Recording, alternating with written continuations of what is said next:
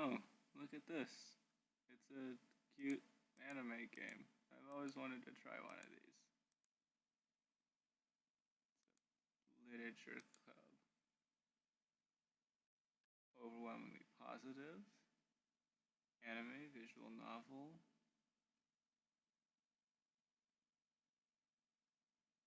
Let's see, this is so cool. Alright, let's get it. Let's get it. Next.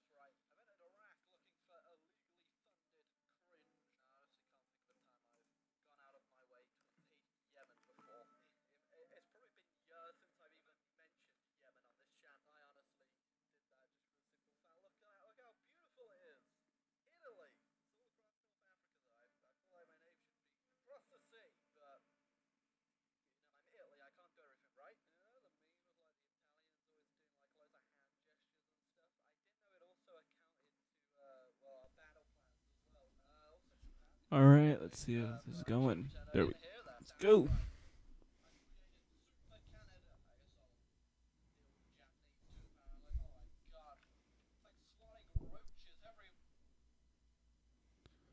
What? Why did the notepad open? I'm sorry, but an uncaught exception occurred. What in the world? I don't actually know if this is part of the game. I don't know how to code.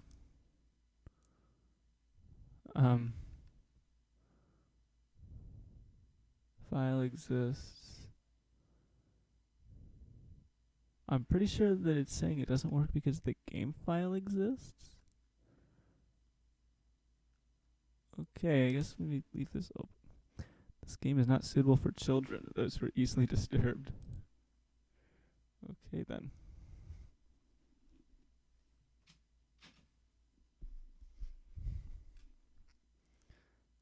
Yes, how anxiety or depression. Okay. I promise I won't cut myself. Yes. Oh, it's so cutesy.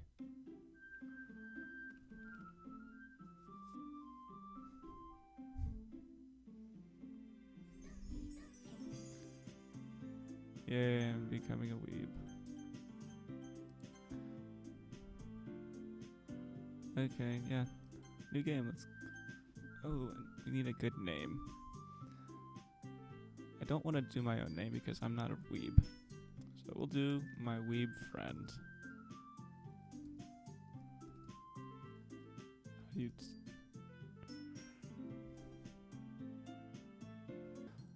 There we go. I'm Connor. Hey. I guess you just click. Okay. I see an annoying girl running towards me from the distance, waving her arms in the air like she's totally oblivious to any attention she might draw to herself. That girl is Sayori, my neighbor and good friend since we were both children. Nope, just since we were children. I can't read. You know, the kind of friend you'd never see yourself making today, but it just kind of works out because you've known each other for so long. We used to walk to school together on days like this, but starting around high school, she would oversleep more and more frequently, and I would get tired of waiting up. But if she's going to chase after me like this, I almost feel better off running away. However, I just sigh and idle in front of the crosswalk and let Sayori catch up to me. Okay. She looks exactly like that girl from the tank game. Ha ha ha ha. I overslept again. But I caught you this time. Maybe, only because I decided to stop and wait for you. Yeah, you say that like you were thinking about ignoring me. That's mean, Connor. Yeah, Connor, that's mean. Well, if people stare at you for acting weird, then I don't want them to think we're a couple or something. Oh, look how sad she looks. Little pout face. Oh, everything's okay. Fine. But you did wait for me after all. I guess you don't have it in you to be mean, even if you want to. Whatever you say, Sayori. I don't know what that is. We cross the street together and make our way to school. As we draw near, the streets become increasingly speckled with other students making their daily commute. By the way, Connor, have you decided on a club to join yet? A club? I told you already, I'm not really interested in joining any clubs. I haven't been looking either. That's not true. You told me you would join a club this year. Did I? I'm sure it's possible that I did in one of our many conversations where I dismissively go along with whatever she's going on about.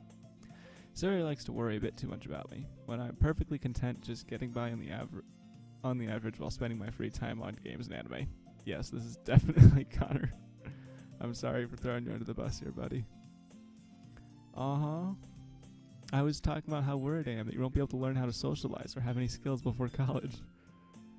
That's great. The mm, your happiness is really important to me, you know.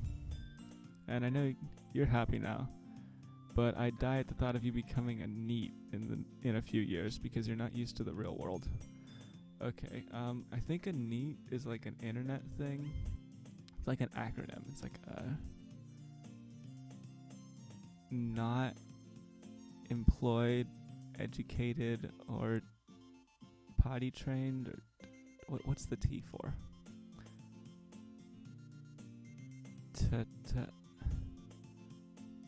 I don't know. Tarded. You trust me, right? Don't make me keep worrying about you. What's up with her mouth? It's just dots. Alright. I'll look at a few clubs if it makes you happy. No promises, though. Will you at least promise me you try a little? Yeah, I guess I'll promise you that. Yay, she's so happy. Why do I let myself get lectured by such a carefree girl? More than that, I'm surprised to even let myself relent to her. I guess seeing her worry so much makes me want to ease her mind at least a little bit, even if she does exaggerate everything inside of her head.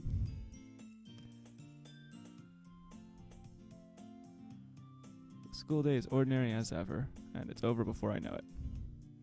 After I pack up my things, I stare blankly at the wall, looking for an ounce of motivation. Clubs.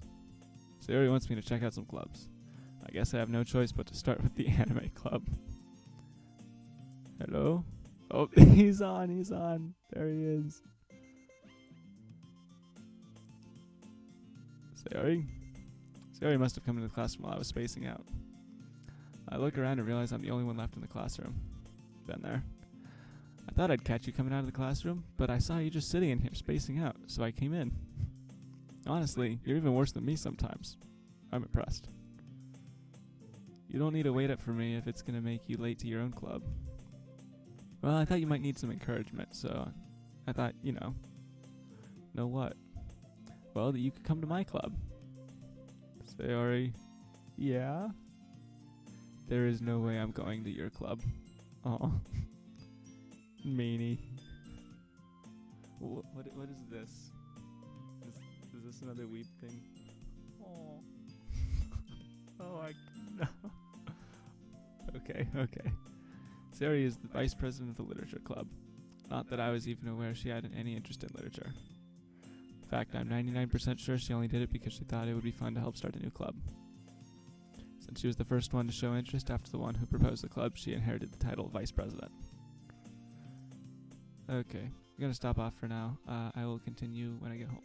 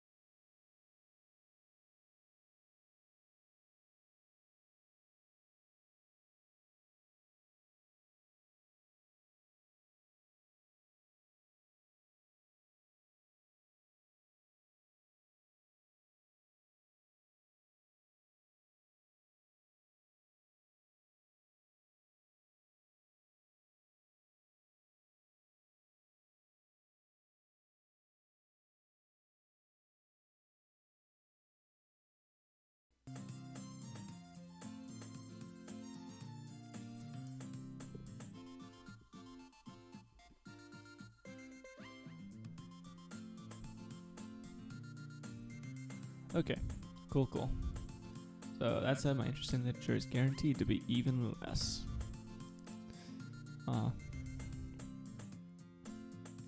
Yeah, I'm going to the anime club. Come on, please. Why do you care so much anyway? I'm being so rude to my friend. Well, I kind of told the club yesterday I would bring in a new member. And Natsuki made cupcakes and everything.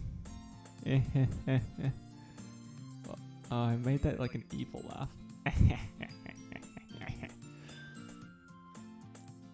Don't make promises you can't keep. Wow, this guy is a jerk to his friend. Like, wow. I can't tell if Sayori is really that much of an airhead or if she's so cunning as to have planned all this out. I let out a long sigh. Fine. I'll stop by for a cupcake, okay? Jeez, you're really twisting my arm.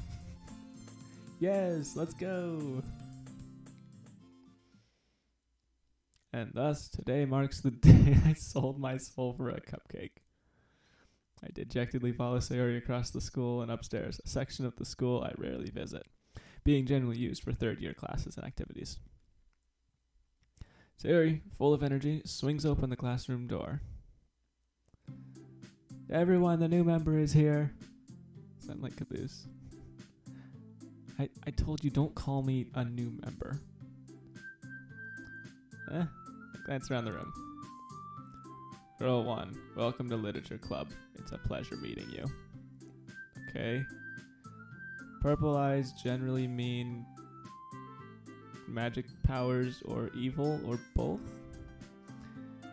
Looks kind of creepy. Sayori always says nice things about you. Girl 2, seriously? You brought a boy? I don't know who you are. Why the pink hair? Okay, well, way to kill the atmosphere. Ah, Connor, what a nice surprise. Okay, the big bow, that's definitely not. Welcome to the club. Connor, All words escape me in this situation. This club is full of incredibly cute girls. Yeah, Connor, go for it. What are you looking at? If you want to say something, say it. Sorry. Natsuki? The girl with the sour attitude, whose name is apparently Natsuki, is one I don't recognize. Her small figure makes me think she's probably a first year. She's also the one who made cupcakes, according to Sayori.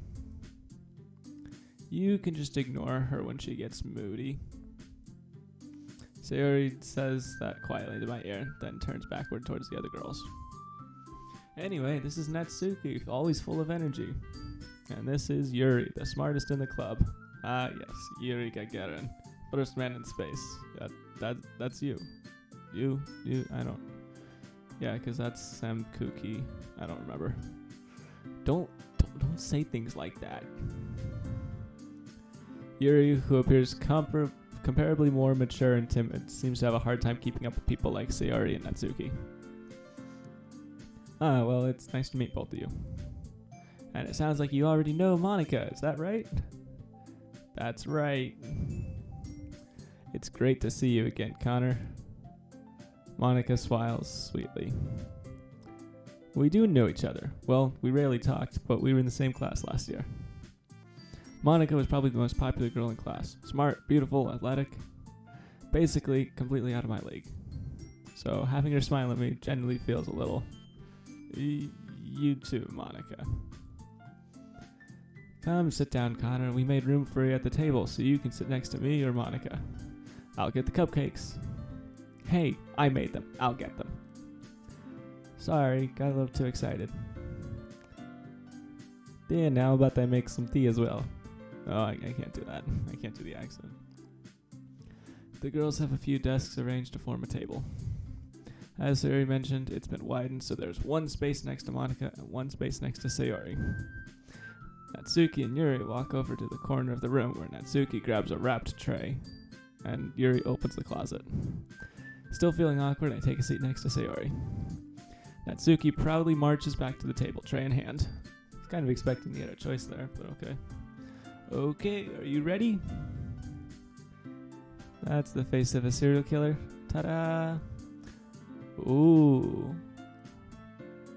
Natsuki lifts the foil of the off the tray to reveal a dozen white, fluffy cupcakes. Decorated to look like cute little cats. Why is she so concerned? The whiskers are drawn with icing and little pieces of chocolate were used to make the ears. So cute! Oh, I guess the artist didn't want to actually draw them. I had no idea you were so good at baking, Natsuki. Well, you know. Just hurry and take one. Sayori grabs the first one, then Monica. I follow. It's delicious. Sayori talks with her mouth full and has already managed to get icing on her face. I turn the cupcake around my fingers, looking for the best angle to take a bite. Natsuki is quiet. I can't help but notice her sneaking glasses in my direction. Is she waiting for me to take a bite? I finally bite down. The icing is sweet, full of flavor. I wonder if you made it yourself. Okay, Connor. This is really good. Thank you, Natsuki. What? Are you thanking me? It's not like haven't I heard this somewhere before? Made them for you or anything. And I thought you technically did, Sayori said. Well, maybe. But not for, you, dummy. Okay, alright. I give up on Natsuki's weird logic and dismiss the conversation. Yuri returns to the table, carrying a tea set. She carefully places a teacup in front of each of us before setting down the teapot next to the cupcake tray. You keep a whole tea set in this classroom? Don't worry, the teachers gave us permission. I don't think that's what he's worried about. After all, doesn't a hot cup of tea help you enjoy a good book? I guess. Don't let yourself get intimidated. Yuri's just trying to impress you. That's not. Why are the expressions so strange and panicked? Insulted. Yuri looks away. I meant that,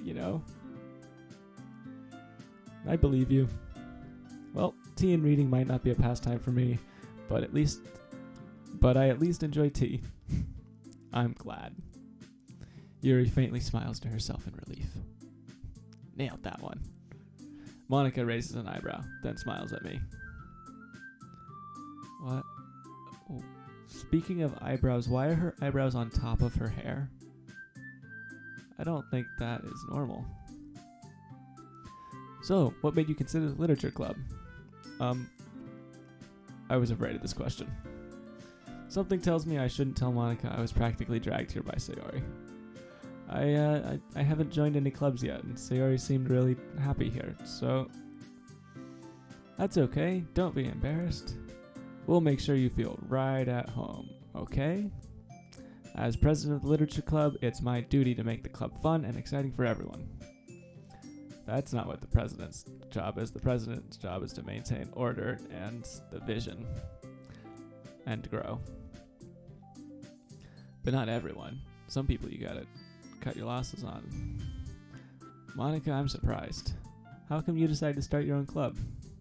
You could probably be a board member for any of the major clubs. Weren't you the leader of the debate club last year? Well, to be honest, I can't stand all the politics around the major clubs. It feels like nothing but arguing about the budget and publicity and how to prepare for events. I'd much rather take something I personally enjoy and make something special out of it. That's nice. And if it encourages others to get into literature, then I'm fulfilling that dream. Monica really is a great leader. Yuri nods in agreement. Yes.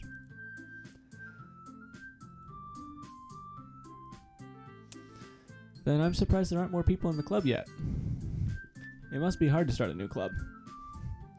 You could put it that way. Not many people are very interested in putting out all the effort to start something brand new. especially when it's something that doesn't grab your attention like literature.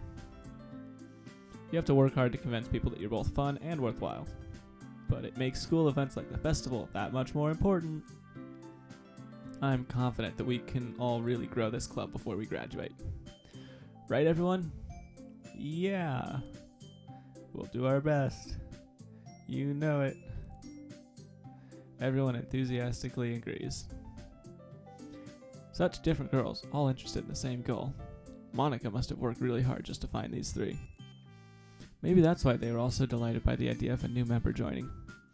Though I still don't really know if I can keep up with their level of enthusiasm about literature. So, Connor, what kinds of things do you like to read? Probably anime. Well, considering how little I've read in the past few years, I don't really have a good way of answering that.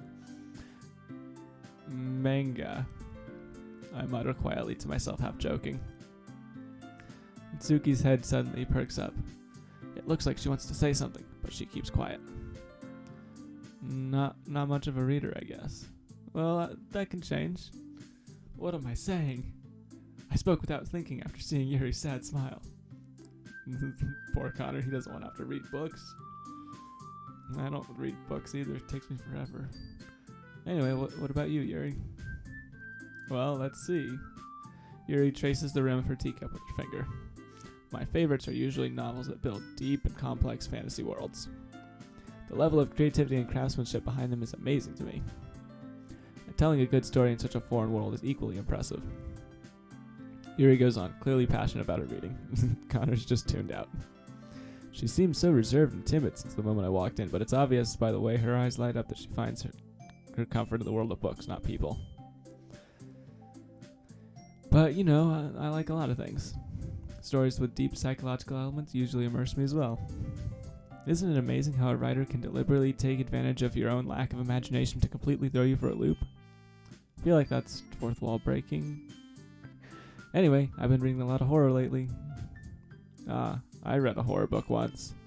I desperately grasped something I can relate to at a minimal level. At this rate, Yuri might as well be having a conversation with a rock. Really? I wouldn't have expected that, Yuri. For someone as gentle as you. I guess you could say that. But if a story makes me think or takes me to another world, then I really can't put it down. Surreal horror is often very successful at changing the way you look at the world, if only for brief moments. A brief moment. Ugh, I hate horror. Oh, why is that? Well, Natsuki's eyes dart over to me for a split second. Never mind. That's right. You usually like to write about cute things, don't you, Natsuki? What? What gives you that idea? You left a piece of scrap paper behind last club meeting. It looked like you were working on a poem called... Don't say it out loud. And give that back. Fine. Your cupcakes, your poems, everything you do is just as cute as you are. Sayori saddles up behind Natsuki and puts her hands on her shoulders. I'm not cute. Natsuki, you write your own poems? Well, I guess sometimes. Why do you care? I think that's impressive. Why don't you share them sometime? No! Natsuki averts her eyes. You wouldn't like them. Not a very confident writer yet. I understand how Natsuki feels. Sharing that level of writing takes more than just confidence. The truest form of writing is often writing to oneself. You must be willing to open up to your readers, exposing your vulnerabilities and showing even the deepest reaches of your heart. Do you have writing experience too, Yuri? Maybe if you share some of your work, you can set an example and help Natsuki feel comfortable enough to share hers. I guess it's the same for Yuri. She's having a meltdown. Aw, I wanted to read everyone's poems. We all sit in silence for a moment.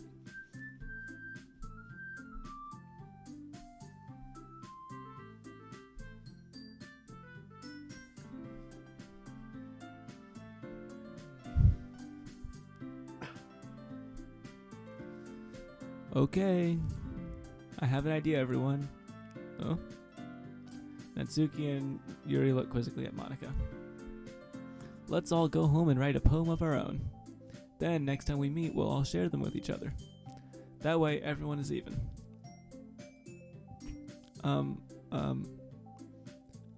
Yeah, let's do it. Plus, now we have a new member. I think it will help us all get a little more confident, more comfortable with each other, and strengthen the bond of our club. Isn't that right, Connor? Monica smiles warmly at me once again. Hold on, there's still one problem. Yeah, what's that? Now that we're back to the original topic of me joining the club, I bluntly come forth with what's been on my mind the entire time. I never said I would join this club. Sayori may have convinced me to stop by, but I never made any decision. I still have other clubs to look at, and I lose my train of thought. So they're all just staring at you, Connor. And they're like, you can't leave. All four girls stare back at me with dejected eyes. But I'm sorry, I thought... Connor, you all... I'm defenseless against these girls. How am I supposed to make a clear-headed decision when it's like this? Just Mal. It's like, your feminine wiles. That is, if writing poems is the price I need to pay in order to spend every day with these beautiful girls. Right. Okay, then I've decided then. I'll join the literature club. One by one, the girls' eyes light up. Yes, I'm so happy. So he wraps around me, jumping up and down. Hey, you really did scare me there for a moment. If you really just came for the cupcakes, I would be super pissed. Then that makes it official.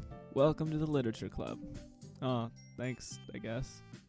Okay, everyone. I think with that, we can officially end today's meeting on a good note. Everyone remember tonight's assignment? Write a poem to bring it to the next meeting so we can all share. Monica looks over at me once more.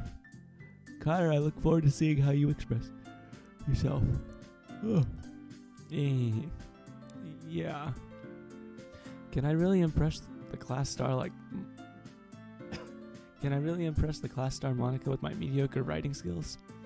I already feel the anxiety welling out inside of me.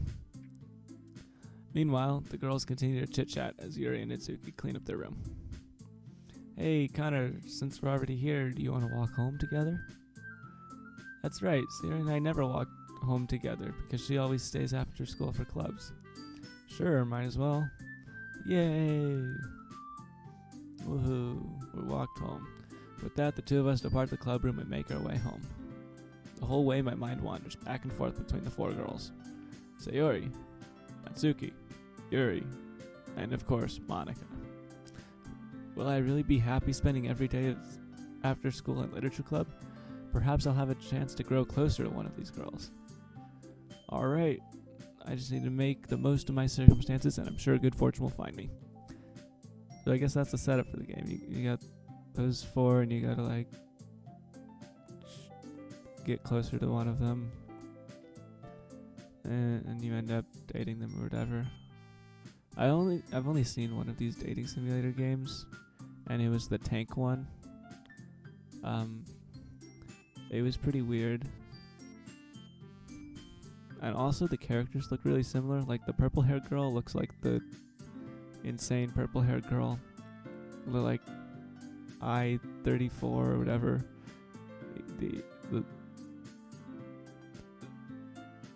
Yeah, that one. And then the pink hair one looks like the T-34.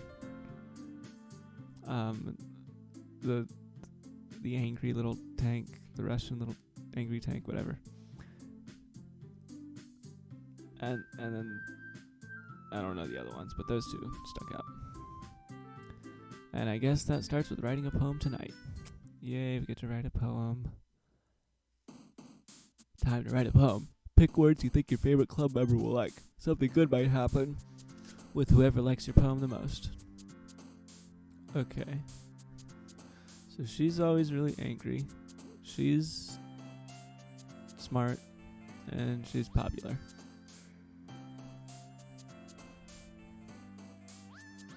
So let's just do infinite. Oh, okay. Doki Doki? I don't know what that means. Starscape. Covet. Climax. Nightgown. What? Parfait. Unending. Everything's making her happy. Dark. Oh, that made Monica really happy. Graveyard. Okay. Destiny. Sing. Suicide? Oh, what? Skipping. Despise. Okay, this is really broody, depressed. Misery. Analysis. Eternity. Unstable. Okay, I'm just making a depressed poem. Vanilla. Contamination. Oh no. Hi again, Connor. Glad to see you didn't run away on us, haha. Nah, don't worry. This might be a little strange for me, but at least I keep my word. Well, back at the literature club. I was the last to come in, so everyone else is already hanging out. Thanks for keeping your promise, Connor. I hope this isn't too overwhelming of a commitment for you, making you dive headfirst into literature when you're not accustomed to it. Oh, come on. Like he deserves any slack. Sayori told me she didn't even want to join any clubs this year. Told me you didn't want it. And last year, too. I don't know if you plan just to come here and hang out or what. But if you don't take us seriously, then you won't see the end of it. Natsuki, you certainly have a big mouth for someone who keeps her manga collection in the club room.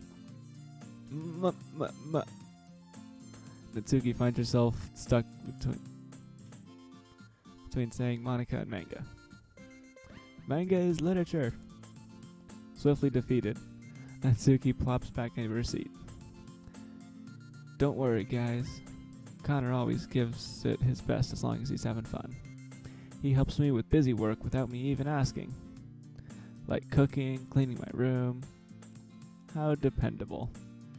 Sayori, that's because your room is messy, and so messy it's distracting. And you almost set your house on fire once. Is that so? Okay, so she... Connor, you're a jerk to her. Seriously. You two are really good friends, aren't you? I might be a little jealous. How come? You and Connor can become good friends too. Sayori? As usual, Sayori seems oblivious to the weird situation she just put me into. Oh, Yuri even brought you something today, you know. Wait, is it Sayori? Me? Not really. Don't be shy. It's really nothing. What is it? Never mind. Sayori made it sound like a big deal when it's really not. What do I do? Sorry, Yuri, I wasn't thinking. I guess it means it's up to me to rescue the situation. Hey, don't worry about it. First of all, I wasn't expecting anything in the first place. So any nice gesture from you is just a pleasant surprise. It'll make me happy no matter what. Is that so? Yeah, I don't make a big deal out of it if you don't want it to be. Alright. Well, here. Yuri reaches into her bag and pulls out a book. I don't want you to feel left out, so I picked out a book I thought you might enjoy. It's a short read, so it should keep your attention even if you don't usually read. And we could, discuss it if you wanted. This is... How is this girl accidentally being so cute? She even picked out a book she thinks I'll like, despite me not reading much. Yuri, thank you, I'll definitely read this. I enthusiastically take the book. Phew. Well, you can read at your own pace. I look forward to hearing what you think. Now that everyone's settled in, I expected Monica to kick off some scheduled activities for the club. But that doesn't seem to be the case. Sayori and Monica are having a cheery conversation in the corner. Yuri's face is already buried in a book. I can't help but notice her intense expression, like she was waiting for this chance. Meanwhile, Natsuki is rummaging around in the closet. I'm really curious to talk to Monica a little bit more, but at the same time I'd feel bad for distracting her from reading. I catch a glimpse of the cover of her book. It looks like the same book she lent me. More than that, she seems to be on the first few pages. Ah, crap. I think she noticed me looking at her. She sneaks another glance at me, and her eyes meet for a split second. He's doing that. That only makes her hide her face deeper in her book.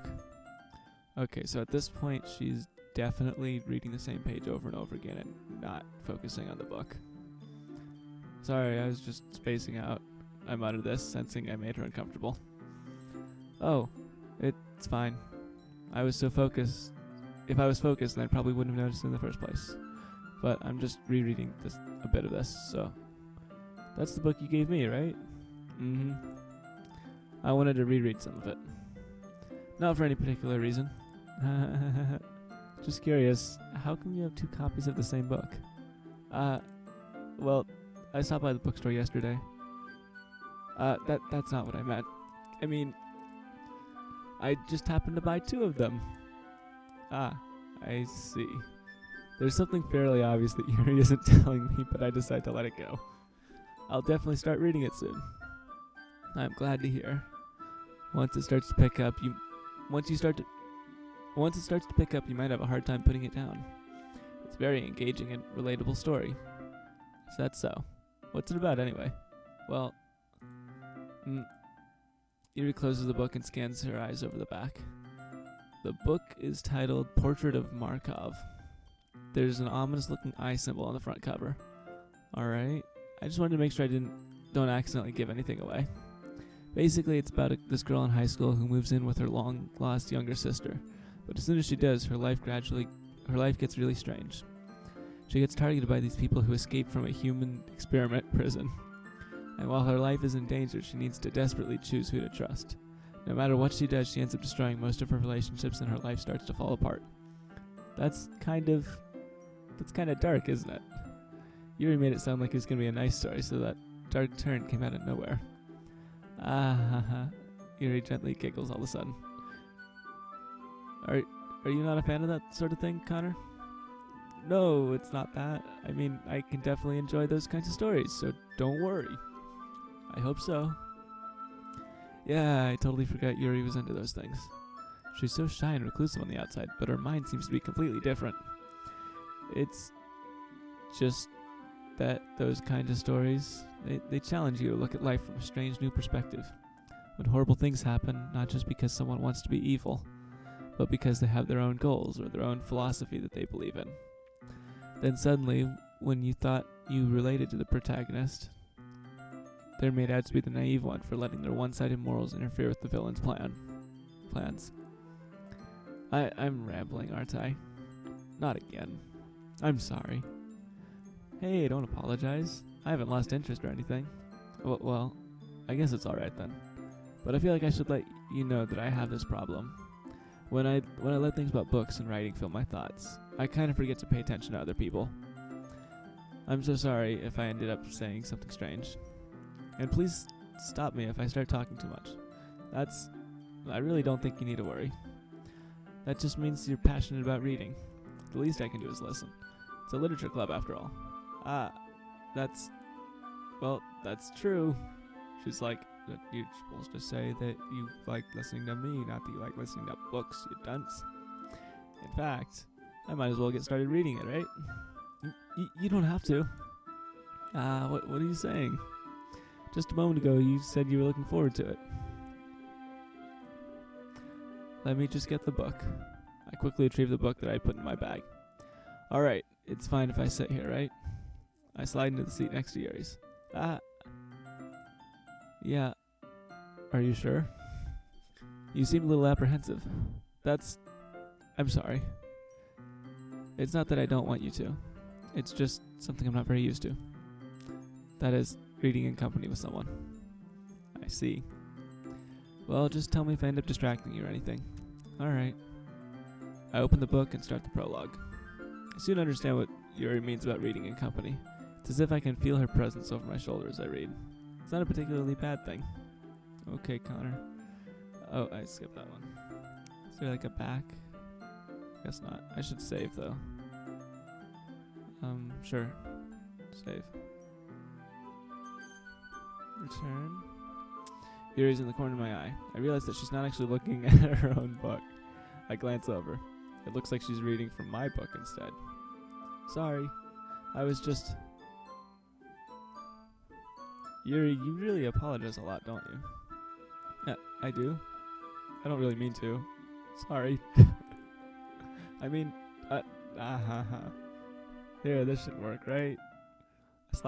I slide my desk up until it's against Yuri, then hold my book more or less between the two of them. I suppose so. Yuri timidly closes her own copy. Once we lean in a little bit, our shoulders are almost touching. It feels like my left arm is in the way, so instead I use my right hand to hold the book open. I guess this kind of makes it difficult to turn the page. Here. Yuri takes her left arm out and holds the left side of the book between her thumb and forefinger. I do the same with my right arm on the right side of the book. That way I turn a page and Yuri slides it under her thumb after it flips to the side. But in holding it like this, we're huddled even closer together than before. It's kind of distracting me. It's as if I can feel the warmth of her face and she's in the corner of my vision. Ooh. Are you ready? To turn the page. Oh, sorry. I think I got a bit distracted for a second. I glance over at Yuri's face again and our eyes meet. I don't know how I'll be able to keep up with her. That's okay. You're not used to reading, right? I don't mind being patient if it takes you a bit longer. It's probably the least I can do, since you've been so patient with me. Yeah. Thanks. We continue reading. Yuri no longer asks me if I'm ready to turn the page. Instead, I just assume that she finishes the page before me, so I turn it by my own volition. We continue the first chapter in silence. Even so, turning each page feels almost like an intimate exchange. My thumb gently letting go of the page, letting it flutter over to her side as she catches it under her own thumb. Hey, Yuri. This might be a silly thought, but the main character kind of reminds me of you a little bit. You think so? How does she? Well, I guess she's more blunt in a lot of ways.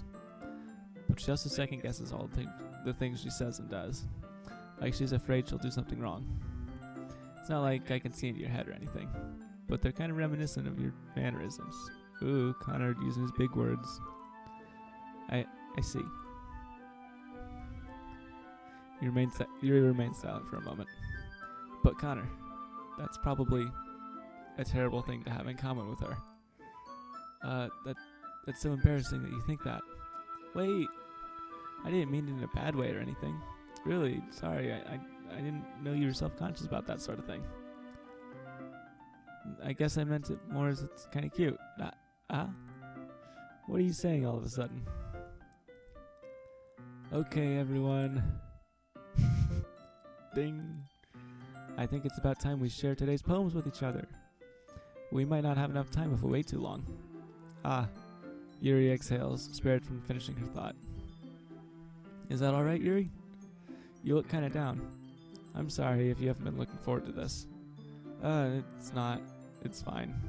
Yuri releases her hand from the book, causing it to close on top of my thumb. Alright. I guess I'll do some more reading tonight. Or would you prefer if I only read it with you? I guess I don't have too much of a preference either way. In that case, I'll read a little more tonight. It'll be more fun to read it with you after it picks up a bit, you know? That's good reasoning. In that case, feel free to finish the first 2 chapters on your own time. She's giving me an assignment. Alright. I stand up. I make a mental note of where I left off in the book, then slip it back in my bag. By the way, did you remember to write a poem last night? Yeah. Wrote my suicide poem. My relaxation ends. I can't believe I agreed to do something so embarrassing.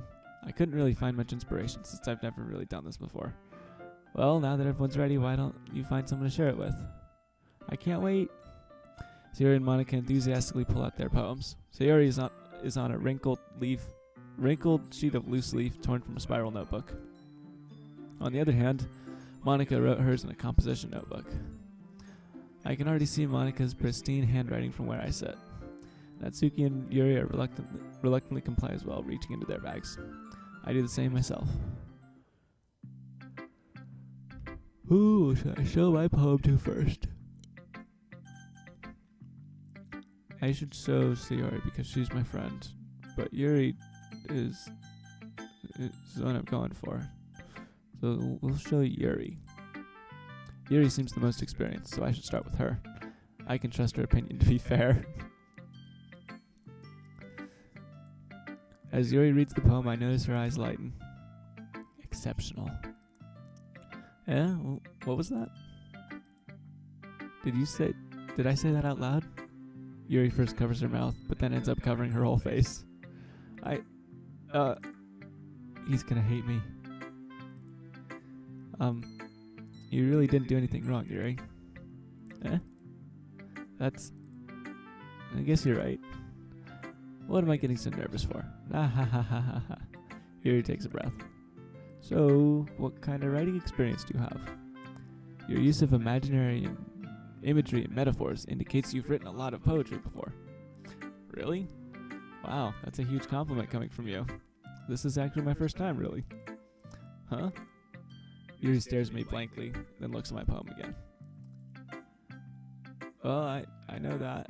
I just meant, Yuri trails off, unable to find an excuse.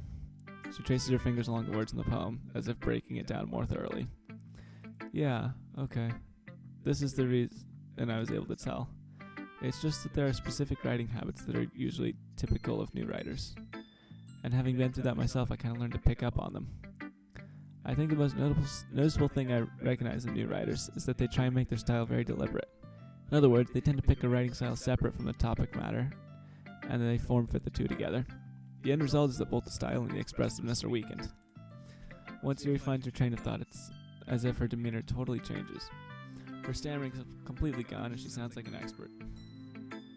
Of course, that's not something you can be blamed for. There are so many different skills and techniques to go into writing even a simple poem. Yeah, writing poetry is kind of weird and also kind of useless. I only have 2 poems I like. They're pretty good, I guess.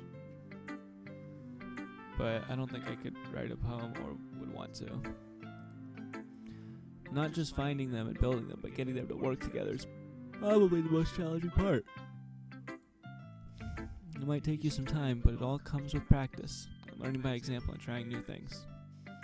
I also hope that everyone in the club gives you valuable feedback.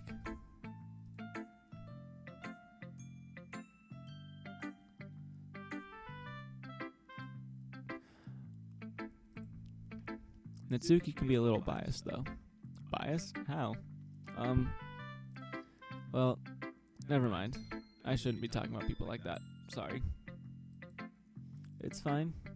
I'm not sure if Yuri's apologizing to herself, to me, or to Natsuki.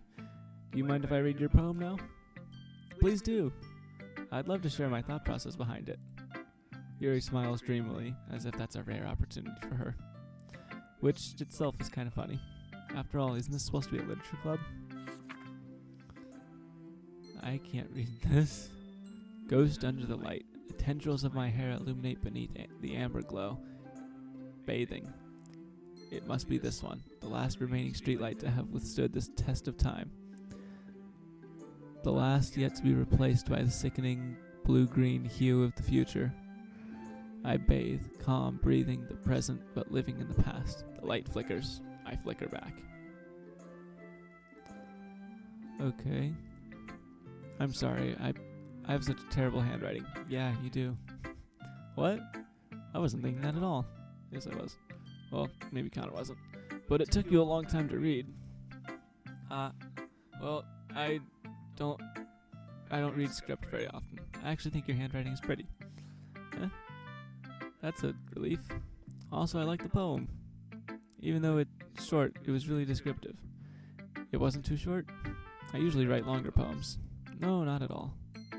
I'm really glad you like it. I'll be honest. Since it was our first time sharing, I wanted to write something a little more mild.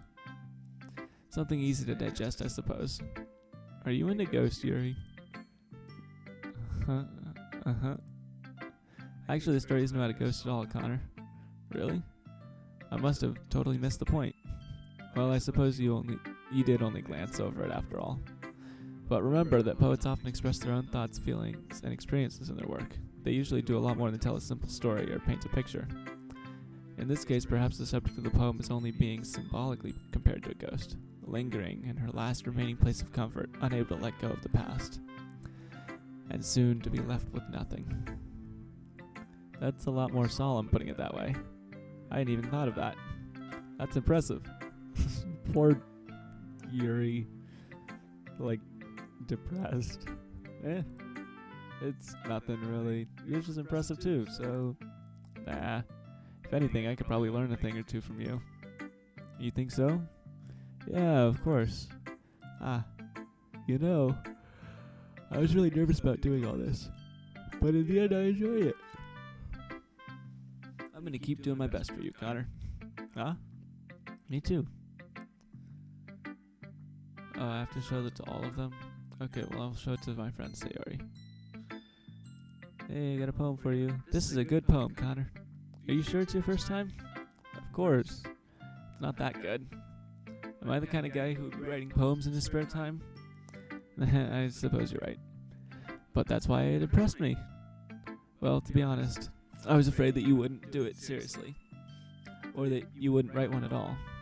I'm really happy just that you wrote one. It just reminds me of how you really are part of the club now.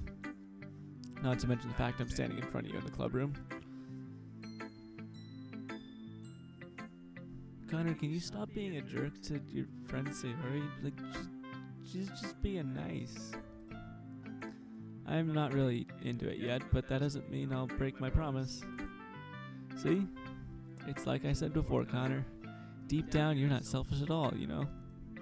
Trying new things is like this for other people. It's something that only really good people do. Thanks, Sayori. I'm not sure if Sayori sees the full picture of my motive here. Then again, I can't deny that she's part of the reason I joined, knowing how much this means to her and all. Yeah, and I'm gonna make sure you have lots of fun here, okay? That'll be my way of thanking you. Alright, I'm gonna hold you to that then. Yay! Now you read my poem too, right? Don't worry, I'm really bad at this. We'll see about that. Dear sunshine, the way you glow through my blinds in the morning, it makes me feel like you missed me, kissing my forehead to help me out of bed, making me rub the sleepy from my eyes. Are you asking me to come out and play? Are you trusting me to wish away a rainy day? I look above, the sky is blue, it's a secret, but I trust you too. If it wasn't for you, I could sleep forever, but I'm not mad. I want breakfast. Okay, interesting. Sayori, this is just a guess, but did you wait until this morning to write this? No. Just a little bit. You can't answer just a little bit to a yes or no question. I forgot to do it last night. Well, at least that makes me feel a little better about myself. Don't be mean. I still tried my best. Yeah. I didn't mean to say it was a bad poem. It came out nice, or how should I put it? It sounds just like you. Really? Yeah, especially that last line. I made eggs and toast. Even though you were late to school? It's bad to skip breakfast. Yeah, it is. I get all cranky. Well, I guess there's no point in arguing. Anyway, thanks for showing me. This was so much fun. Monica's the best. Yeah. But next time I won't forget. And I'm gonna write the best poem ever. Well, I guess I look forward to it. I don't really like Natsuki, so let's do Monica. Hi, Connor. Having a good time so far? Yeah. Good, glad to hear it. By the way, since you're new and everything, if you ever have any suggestions for the club, like new activities or things we can do better, I'm always listening. Don't be afraid to bring things up, okay? Alright, I'll keep that in mind.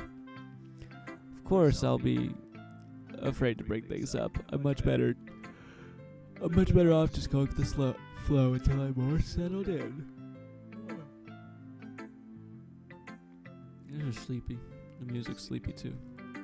Anyway, want to share your poem with me? It's kind of embarrassing, but I guess I have to. Don't worry, Connor. We're all a little embarrassed today, you know? It's just that sort of barrier we'll all learn to get past soon. Yeah, that's true. I hand Monica my poem. Great job, Connor. I was going ooh in my head while reading it. It's really metaphorical. I'm not sure why, but I didn't expect you to go for something so deep. What, the poem about killing myself? I guess I underestimated you. It's easiest for me to keep everyone's expectations low. Connor, if you're listening, that sounds like you so much. I'm sorry. That way it always counts when I put in some effort. Haha, that's not very fair. Well, I guess it worked anyway. You know that Yuri likes this kind of writing, right? Writing that's full of imagery and symbolism. Unlike Sayori, who likes using simple and direct words to describe her happiness and sadness. Yuri likes it when readers are left to derive their own meaning out of it. It's very challenging to write like that effectively. Both allowing people to get something out of it just by feel, or letting them deeply analyze all the nuances. It can take years of practice, which I'm assuming Yuri's had at this point. I never really asked though. I'm sure I'm nowhere near her level yet. Don't worry so much about that. You do your own thing. Just keep exploring and learn by trying new things. I'm sure I'll end up trying different things a lot. It could take a while before I feel comfortable doing this. That's okay. I'd love to see you try new things. That's the best way to find the kind of style that suits you. Everyone else might be a little biased toward their own kinds of writing styles. But I'll always help you find what suits you the most.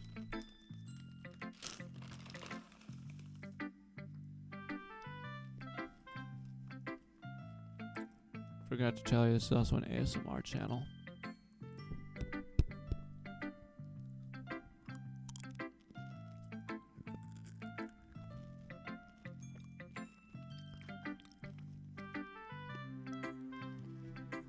Okay, sorry about that, no more. Don't force yourself to write the way everyone else wants you to write. It's not like you have to worry about impressing them or anything. Anyway, do you want to read my poem now? Don't worry, I'm not very good. You sound pretty confident for someone who claims not to be very good. Well, that's because I have to sound confident. That doesn't mean I always feel that way, you know? I see. Well, let's read it then. Hole in wall. It couldn't have been me.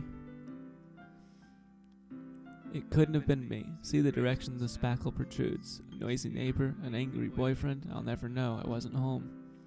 I peer inside for a clue. No, I can't see. I reel blind like a film left out in the sun. It's too late. My retinas already scorched with a permanent copy of the meaningless image. Just a little hole. It wasn't too bright. It was too deep, stretching forever into everything. A hole of infinite choices. I realize now I wasn't looking in. I was looking out, and he on the other side was looking in. Okay then. So what do you think? It's very freeform, if that's what you'd call it. Sorry, I'm not really the right person to ask for feedback. It's okay. That kind of style has gotten pretty popular nowadays. That is, a lot of poems have been putting emphasis on the timing between words and lines. When performed out loud, it can be really powerful. What was the inspiration behind this one? Well, I'm not sure how to put it. I guess you could say I had some kind of an epiphany recently. It's been influencing my poems a bit. An epiphany? Epiphany? Bleh. Yeah, something like that.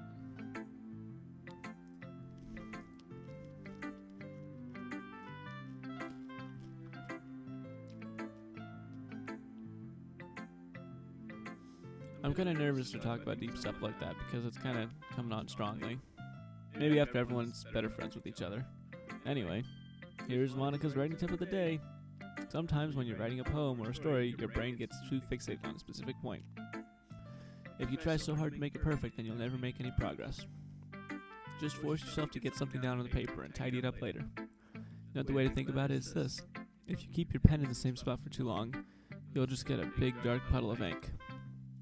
So move your hand and go with the flow. That's my advice for today. Thanks for listening. Yeah. Okay. I can skip. Yeah. There you go, Natsuki. Well, it's about what I expected from someone like you. That's a little blunt. Well, excuse me. It's not like I said it was bad. It just didn't evoke any emotions. So basically it's not cute enough for your tastes. Do you want to get smacked? I'll pass. Sigh. Well, anyway, I guess I need to show you mine. Not that you'll like it. Eagles can fly, monkeys can climb, crickets can leap, horses can race, owls can seek, cheetahs can run, eagles can fly, people can try. But that's about it. That one's kind of good. Yeah. I told you you weren't going to like it. I like it. What? Just be honest. I am. Why are you so convinced that I wouldn't like it? Well, because everyone in high school thinks that writing has to be all sophisticated and stuff. So people don't even take my writing seriously. But isn't the point of poems for people to express themselves? Your writing style shouldn't make your message any less valid. Yes, exactly. I like it when it's easy to read but hits you hard. Like in this poem. Yeah, I can say there's a certain, I think that's more skilled than just throwing around a bunch of stuff and leaving it up for the audience to interpret, you know. You can put it down in simple terms that can quickly and, I don't know, bluntly get the job done. It takes more skill to do that than kind of couching your bet in fanciness. Seeing everyone around you do great things can be really disheartening. So I decided to write about it. Yeah, I understand. But on the other hand, the nice thing about simple writing is it puts a lot more weight on the wordplay. Like I set it up for a rhyme at the end, but then made it fall flat on purpose. It helps bring out the feeling in the last line. So you did. I guess more went into it than I realized. That's what it means to be a pro. I'm glad you learned something. Didn't expect that from the youngest one here, did you? Yeah, guess not. I decided to humor her with that last comment. I don't really care how old everyone is, but if Natsuki's feeling proud, I don't take that away from her. Phew. I guess that's everyone. I glance around the room. That was a little bit more stressful than I had anticipated. It's as if everyone is judging me for my mediocre writing abilities. They are. Even if they're just being nice, there's no way my poems can stand up to theirs. This is a literature club after all. I sigh. I guess that's what I ended up getting myself into. Across the room, Sayuri and Monica are happily chatting. My eyes land on Yuri and Natsuki. They gingerly exchange sheets of paper, sharing their respective poems. As they read in tandem, I watch each of their expressions change. Natsuki's eyebrows furrow in frustration. Meanwhile, Yuri smiles sadly. What's with this language? Eh? Did you say something? Oh, it's nothing. Natsuki dismissively returns the poem to the desk with one hand. I guess you could say it's fancy. Ah, thanks. Yours is cute. Cute? Did you completely miss the symbolism or something? It's clearly about the feeling of giving up. How can that be cute? I know that. I just meant the language, I guess. I was trying to say something nice. Yeah? You mean you have to try that hard to come up with something nice to say? Thanks, but it didn't really come out nice at all. Well, I do have a couple suggestions. If I was looking for suggestions, I would have asked someone who actually liked it. Which people did, by the way. Sayori liked it, and Connor did too. So based on that, I'll gladly give you some suggestions of my own. First of all, excuse me? I appreciate the offer, but I've spent a long time establishing my writing style. I don't expect it to change anytime soon, unless of course I come across something particularly inspiring, which I haven't yet. And Connor liked my poem too, you know. He even told me he was impressed by it. Natsuki suddenly stands up. Oh? I didn't realize you were so invested in trying to impress our new member, Yuri. That's not what I... You're just... Yuri stands up as well. Maybe you're just jealous that Connor appreciates my advice more than he appreciated yours. Huh? And how do you know he didn't appreciate my advice more? Are you that full of yourself? I like that Connor's just in here watching them argue over him. No. If I was full of myself, I would deliberately go out of my way to make everything I do overly cutesy. Oh. Is everyone okay? Well, you know what? I wasn't the one whose boob magically grew a size bigger as soon as Connor started showing up. Okay, wasn't expecting that, but okay. That's okay. Natsuki, that's a little... This doesn't involve you. Matt and Yuri. I don't like fighting, guys. Suddenly, both girls turned towards me, as if they'd just noticed I was standing there. Connor! She's trying to make me look bad. That's not true. She started it. If she could get over herself and learn to appreciate that simple writing is more effective, then this wouldn't have happened in the first place. What's the point in making your poems all convoluted for no reason? The meaning should jump out at the reader, not force them to have to figure it out. Help me explain that to her, Connor. But wait, there's a reason we have so many deep and expressive words in our language. It's the only way to convey complex feelings and meaning the most effectively. Avoiding them is not only unnecessarily limiting yourself, it's also a waste. You understand that, right, Connor? Well? How did I get dragged into this in the first place? It's not like I know anything about writing. But whoever I agree with will probably think more highly of me.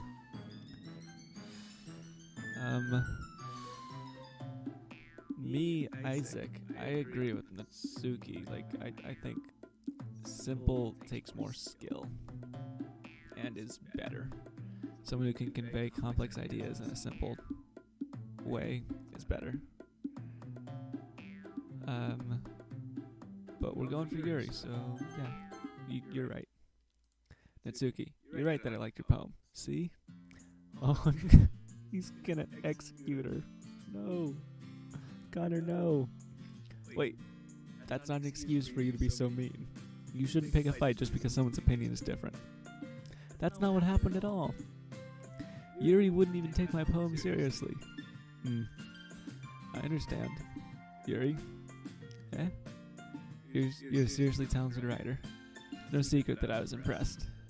Well, that's... But here's the thing. No matter how simple or refined someone's writing style is, they're still putting feelings into it, and it becomes something really personal. That's why Natsuki feels threatened when you said her poem was cute. I see. I didn't notice that. I'm sorry. But Natsuki, you took it way too far. Yuri means well, and you just told her. And if you just told her how you felt, then this wouldn't have happened in the first place. Are you kidding? That's exactly what I did. It is. It was her that... Natsuki, I think that's enough.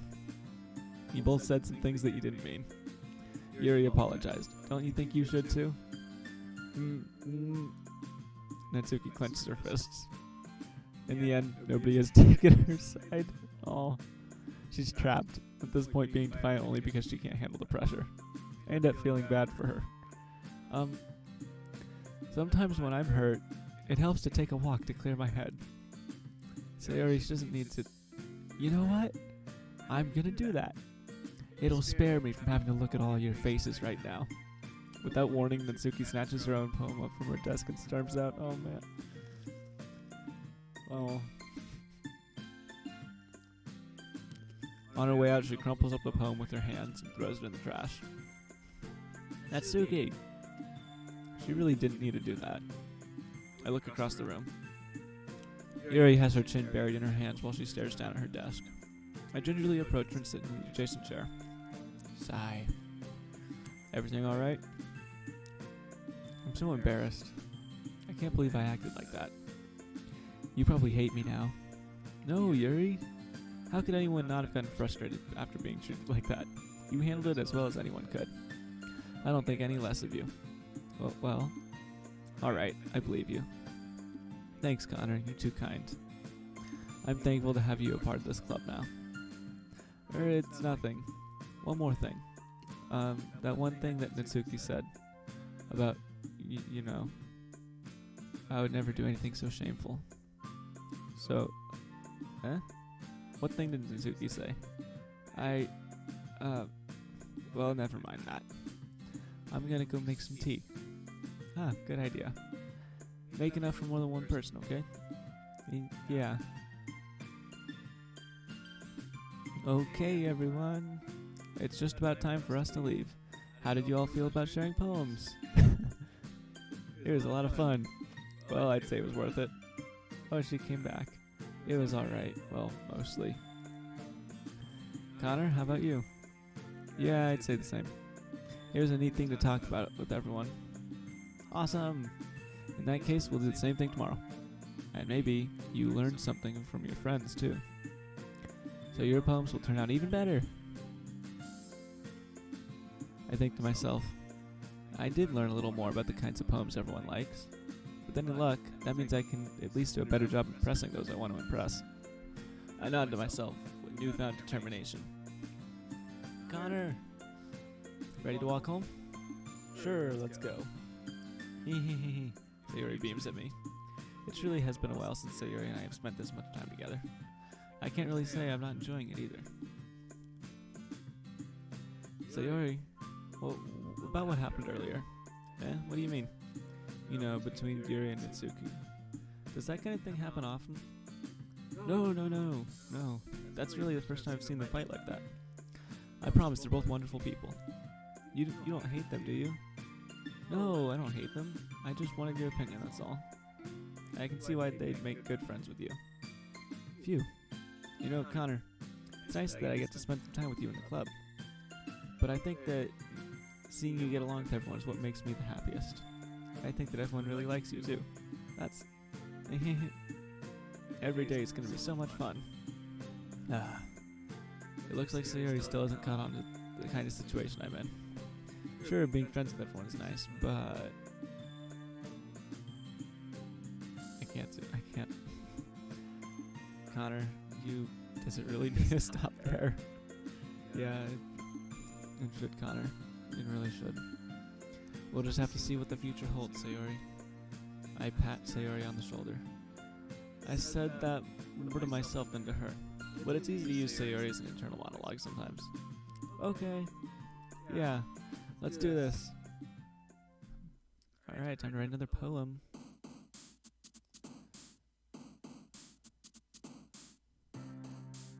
Okay, so the poem book, that's Monica, that's Mitsuki, that's Yuri. There is no option to impress Sayori, which is kind of sad, because like she's really nice. Poor kid. Okay.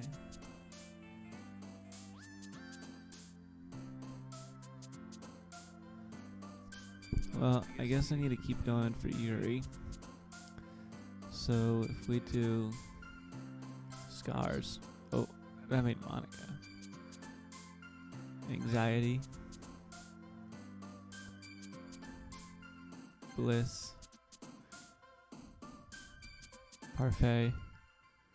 No. Starscape. Ambient. Crimson. Romance. Fantasy. Suicide. Horror. Uncanny. Broken. Calm. Philosophy.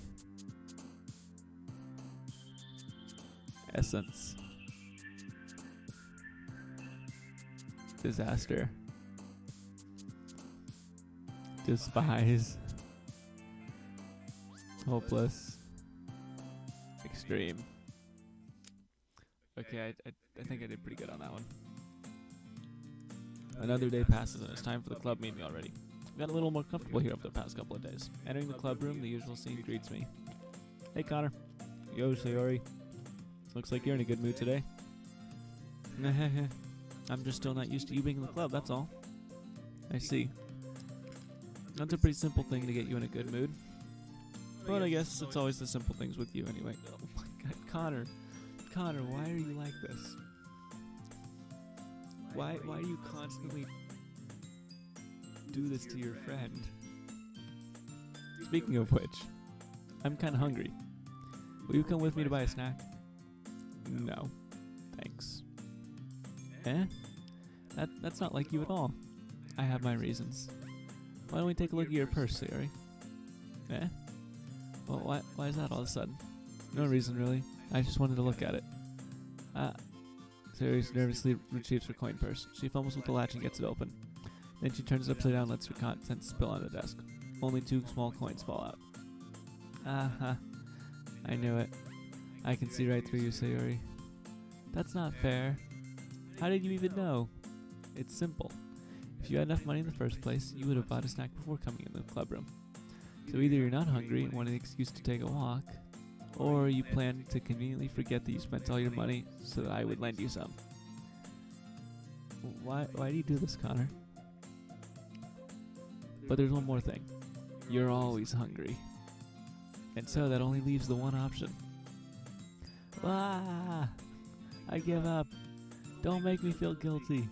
If you feel guilty, that means you deserve to... Connor, you're... Stop. She's down. Stop kicking. That means you deserve to feel guilty. Gary suddenly giggles. I didn't notice she was listening in. Her face is in her book, as always. I wasn't listening or anything. I was just, something in my book. Yuri. Tell Connor to let me borrow some money. Don't get me involved like that, Sayori. Besides, you should only buy what you can responsibly afford. See, now I gotta get Yuri on my side after I went on her side. Build a bond. Frankly, after pulling a mischievous little stunt like that, your suffering is fair enough retribution. Did I just... I didn't mean that. I got too absorbed in my book. I really like it when you speak your mind, Yuri. It doesn't happen much, but it's a fun side of you. There's no way you could think that. You're right, though. I did something bad, and now I have to accept the retribution. That. Still, coming from you, Sayori. I guess there's a little devil inside all of us, isn't there? Don't let her fool you. Sayori knows exactly what she's doing. After all, she told you guys she was bringing me to the club before she even told me. But...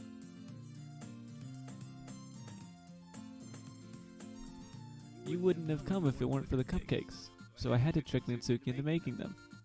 Come on, give me some more credit than that, Sayori. Plap! Did we just get a picture taken? I don't know where something smacks Sayori in the face and tumbles onto the desk. Ow! What was that? Eh? A cookie!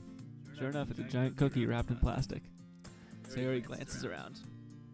Is this a miracle? It's because I paid my restitution. Retribution. Actually, that one almost worked. I was gonna give it to you, but then I heard you blab about the cupcakes.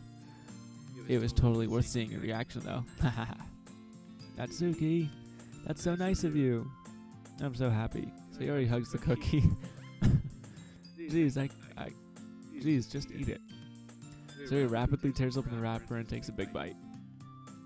So good. Sayori suddenly clasps her hand over her mouth. Quit my tongue. You're going through a lot over just one cookie. Natsuki takes a bite of her own cookie. Ah, yours looks really good too, Natsuki. Can I try it?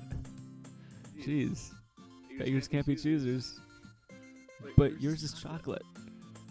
Yeah? Why do you think I gave you that one? Fine. Still, I'm really happy that you shared this one with me. Sayori gets out of her seat and goes behind Natsuki and wraps her arms behind her. Around her. Ah, jeez. I get it. Cookie still in hand, Natsuki reaches to nudge Sayori off of her. Sayori suddenly leans down and takes a big bite of Natsuki's cookie. Hey, did you seriously just do that? Mm-hmm. Mouthful, Sayori trots away to safety. Yuri and I laugh as well. Geez, you are such a kid sometimes. Monica, can you tell Sayori? Natsuki glances around. Monica is in the club room. Ugh. Where's Monica anyway? Good question. Have any of you heard anything about her being late today? Not me. Yeah, I haven't either. That's a bit unusual. I hope she's okay. Of course she's okay. She's probably just had to do something today. She's pretty popular after all. Yeah? You don't think she has a... Nah, I wouldn't be surprised. She's probably more desirable than all of us combined. That's so true. Excuse me? Suddenly the door swings open. Sorry, I'm super sorry. Ah, there you are. I didn't mean to be late. I hope you guys weren't worried or anything. Monica chose the club over her boyfriend after all. You're so strong-willed. Boyfriend? What on earth are you talking about? Monica quizzically glances at me. Never mind that. What held you up anyway? Well, my last period today was study hall. To be honest, I kinda just lost track of time. That makes no sense though. You would have heard the bell ring at least. I must not have heard it since I was practicing piano. Piano? I wasn't aware you played music as well, Monica? I don't really. I kinda just started recently. I've always wanted to learn piano. That's so cool. You should play something for us, Monica. Monica looks at me. Maybe once I get a little better, I will. Yay! That sounds cool. I'd also look forward to it. Is that so? In that case, I won't let you down, Connor. Monica smiles sweetly. I didn't mean to put any pressure or anything like that. Don't worry. I've been practicing a whole lot recently. And I'd really love the chance to share once I'm ready. I see. In that case, best of luck. I feel like that had a double meaning to it. I don't want to think about that anymore. So, I didn't miss anything, did I? No, not really. I chose to leave out Sayori's mistress escapade. I'm sure Natsuki will end up complaining to her anyway.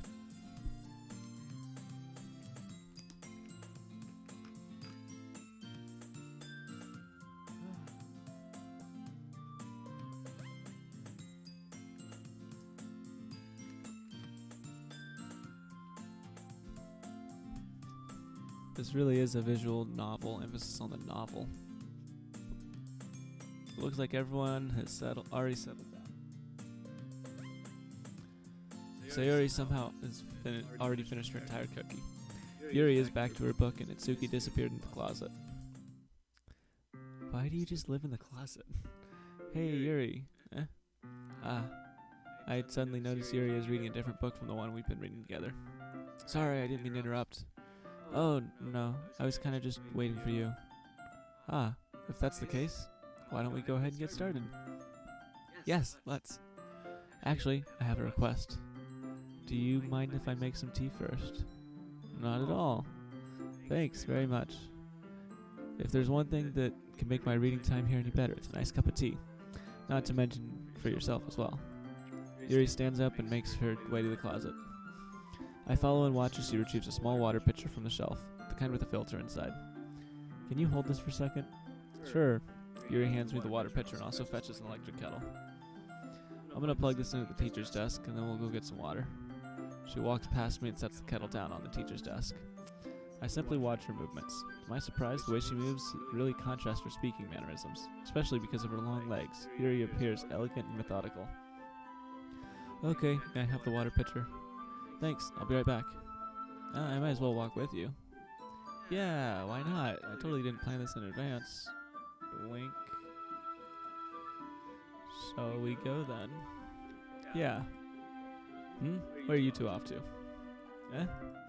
Well, Yuri was gonna make some tea, so I suddenly realized how weird it sounds to explain this to Monica. We're just filling the water pitcher. Oh, okay. Sorry, I was just a bit curious. That's kind of a one-person job, isn't it? Monica, please mind your own business for once. Or do you want to tell me there's something wrong with helping involve Connor in club activities? My mouth gapes. I suppose there's nothing wrong with that. Then let's go, Connor. And they're like going nuts over Connor. Is this what all of these games are like? I guess this is for the weebs. Anyway, let's do it. Yuri quickly exits the room and I follow. Once in the hallway, she suddenly puts her forward against the wall. I spoke without thinking. How could I say something like that? Yuri? I just... Something about the way she said that. It made me feel so irritated. What's wrong with me? No, Yuri. I think you did the right thing. I wasn't expecting it, but it's also not right for Monica to judge people like that. Connor, how come even when I do something bad, you're being nice to me? Because nothing you do is as bad as you make it seem in your head. Nobody's perfect. We all have emotions, and we can't always hide them anyway. We can't always hide them away. But you always amplify things in your head. Your mind turns a light rain shower into a hurricane. No. Wouldn't you hate me for something as terrible as that? Why would I hate you? I can't hate anyone for having emotions. What kind of friend would do that? Friend, you say? Yuri lifts her head. Connor, I really like being friends with you. Thanks, Yuri. I like being friends with you too. I feel kind of awkward saying something like that, but I'm doing my best to help Yuri feel better. Anyway, yeah. Shall we go? Yeah. Yuri and I walk to the nearest water fountain. Once we fill up the pitcher, we return to the classroom. Connor, do you like oolong tea? Yeah. Anything is fine. Very well. Yuri sets the temperature on the kettle to 200 degrees. Now it's time to get the teapot. You really do this properly, don't you? Of course. I shouldn't do any less when I'm making tea for others. Even if I'm not an expert on tea or anything? In that case, you'll only be even more impressed. Perhaps I will. Yuri fetches the teapot and begins measuring the tea leaves. To my surprise, she even starts humming a little to herself. You must be in a good mood now. Is that so? I was letting it show. And you noticed. I was doing a bit of thinking, and I decided I would try expressing myself a little bit more. It turns out it's not very hard for me to do. When it's you who's around anyway. That's great, Yuri. Just don't push yourself too much. You're always worrying about me, Connor. It's very endearing. Yuri wasn't kidding. I don't even know if I can keep up with this. I watched Yuri pour a cup of tea for each of us. Connor, I have another request. Do you mind if we sit on the floor today? Why's that? It's a little bit easier on my back. I can read with my back against the wall rather than bending over at a desk. Sorry, I didn't realize. No worries. I just have back pain fairly regularly, so I do my best to manage it. Is that so? I wonder why that is. It's most likely because your posture, right? Always hunched over while reading? Yes. I have terrible reading posture, so that's why we should sit on the floor. Fair enough. I'll go ahead and get the book. I retrieve the book from my bag. I have some chocolate as well. It's a bag of small chocolate candies that I kept hidden from Sayori's candy radar. I take it, since it'll go well with the tea. Yuri and I then sit against the wall, teacups at our sides. As if in sync, we assume the same reading position as last time, each holding half of the book. Except this time, our bodies are even closer to each other. I can't see too well. Yuri slides closer until our shoulders are touching. How am I supposed to focus on reading like this? Yuri was always kind of cute, but when she's being less apprehensive, it's almost more than I can handle. Your teacup. Yuri hands me my teacup. Holding it with my hands that's not holding the book, I end up in a posture that makes it even harder to focus. Because now I need to worry about making sure I don't accidentally touch her chest. Meanwhile, Yuri hasn't noticed a single thing. She wears her intense reading expression, and I can only presume the world around her has faded away. I use all my willpower to focus on reading. After a few minutes, I finally manage to relax a little. I put the teacup between my legs and fumble with the chocolate wrapper. Sorry. I briefly let go of the book to finish opening the wrapper. You can have as much as you want. That's okay, I won't take any. Are you sure? Well, if I touch it, then it might get smudges on the pages. You're right. I didn't even think about that. My bad. No need to apologize. I'll hold the book, okay? Are you sure? Of course. Yuri opens the book with both hands. She holds it so that I don't have any harder of a time reading from it. But as a result, her left arm is practically resting on top of my leg. Well, in that case, Yuri is already totally focused on reading again. I take a chocolate candy and pop it into my mouth. Then I take another chocolate, and I hold it up to Yuri. She doesn't even look away from the book. She simply parts her lips as if this situation was completely natural. But that means I can't stop here. I apprehensively place the chocolate in her mouth. It's just a chocolate squirt dangling out. Just like that, Yuri closes her lips over it. Yuri's expression suddenly breaks. Did I just... Yuri looks at me like she needs to confirm what just happened. Connor? Sorry. I guess I shouldn't have done that. That's... Well, you were just helping. That's something that friends do. Right? I mean, not really in this kind of context, but yeah. That's all it was. Yeah. Then you don't need to stop or anything. I see. The situation has really gotten tense. Yuri tries to return the book, but I can tell just by her expression that she can't focus now. My heart is pounding. I nervously take another chocolate between my fingers. But this time, Yuri's eyes meet mine. How did it even come to this? Yuri doesn't avert her gaze. I notice her chest rising and falling to the rhythm of her breaths. I raise my arm. Like before, Yuri parts her lips. But it's different this time.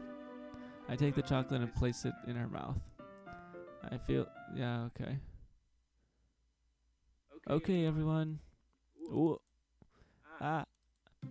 Yuri jolts back. It's time to share poems. Connor, you can help Yuri put away the tea stuff, right? Yeah, of course. Okay, thanks. The spell is abruptly broken. I'll take care of the cups. Yeah. Yuri picks up the teacups from the floor. I pick up the bag of chocolates. In the end, we hastily clean up without so much as a word between us. I get the feeling this is something neither of us will have the courage to bring up. Well, not with that attitude. Who should I show my poem to first? Who should I show it to first? Yeah, we're gonna do Yuri again. Let's see what you've written for today. Yuri stares at the poem with a surprised expression on her face. Do you like it, Connor? This one might even be better than yesterday's. How did you even pick up on this so quickly? Just yesterday I was telling you the kind of techniques worth practicing. Maybe that's why. You did a good job explaining. I really wanted to try giving it more imagery. Yuri visibly swallows. Even her hands appear sweaty. I'm not used to this. Used to what? I don't know. It's fine. Take your time. Yuri breathes and collects her thoughts. I know that Yuri likes to think before she speaks, so I offer that patience for her. Yeah, just being appreciated like this, I guess. It probably sounds really stupid, but seeing someone motivated by my writing, it makes me really happy. Are you saying you've never shared your writing before? Yuri nods. Really? I don't believe it. I really only write for myself. And besides, people would just laugh at me. Do you really think that? Yeah, people are gonna laugh at everything. You just gotta let them. Again, Yuri nods. Huh. Even your close friends? Yuri doesn't respond to that. I wonder why. Anyway, do you want to share the poem you wrote today? Yeah, I do. If it's with you. The raccoon. Holy cow, this one's long. It happened in the dead of night while I was slicing bread for a guilty snack. My attention was caught by the scuttering of a raccoon outside my window. That was, I believe, the first time I noticed my strange tendency as an unordinary human. I gave the raccoon a piece of bread, my subconscious well aware of the consequences, well aware that a raccoon that is fed will always come back for more. The enticing beauty of my cutting knife was the symptom, the bread my hungry curiosity, the raccoon an urge. The moon increments its phase and reflects that much more light off my cutting knife. The very same light glistens in the eyes of my raccoon friend. I slice the bread, fresh and soft. The raccoon becomes excited. Or perhaps I'm merely projecting my emotions onto the newly satisfied animal. The raccoon has taken to following me. You could say we've gotten quite used to each other. The raccoons become hungry more and more frequently, so my bread is always handy. Every time I brandish my cutting knife, the raccoon shows me its excitement. A rush of blood. Yeah. Classic Pavlovian conditioning. I slice the bread and then I feed myself again. Yeah, I'm gonna go out on a limb and say that this poem is about Connor. Connor, you sly dog. I was a little more daring with this one than yesterday's. I can see that. It's a lot more metaphorical. I don't know if it's my fault, but I can't begin to imagine what this poem is about. Yeah, I bet you can't, Connor. That's right. It's a bit closer to my preferred writing style, using the poem as a canvas to express vivid imagery and convey emotions through them. Yeah, if I take it at face value, then I can't even figure out what it's supposed to mean. Well, I think it's something that different people can relate to in their own way. Yeah, sure. I wanted to express the way it feels for me to indulge my more unusual hobbies. It's those sorts of things that I'm usually forced to keep to myself. So I sometimes enjoy writing about them. Why do you keep them to yourself? Because they're embarrassing, and people would make fun of me. You don't have anything like that, Connor? Well, I guess I do. I feel like everyone has a little something like that. The best we can do is respect each other and our individualities, even if it's difficult sometimes and things make us uncomfortable. After all, if I hadn't learned to embrace my own weirdness, I'd probably hate myself. I might be ranting a little bit now, but I'm glad that you're a good listener. You're good at a lot of things. Writing, listening. There really aren't many people like you, Connor. That's exaggerating a little bit. It's just how I feel. Never thought I would feel so comfortable sharing my writing. But now I almost feel I look forward to it. It's just a really nice feeling. And you're to thank for that. It's nothing really. Yuri smiles sincerely at me. For just a moment, her timidness seems to disappear.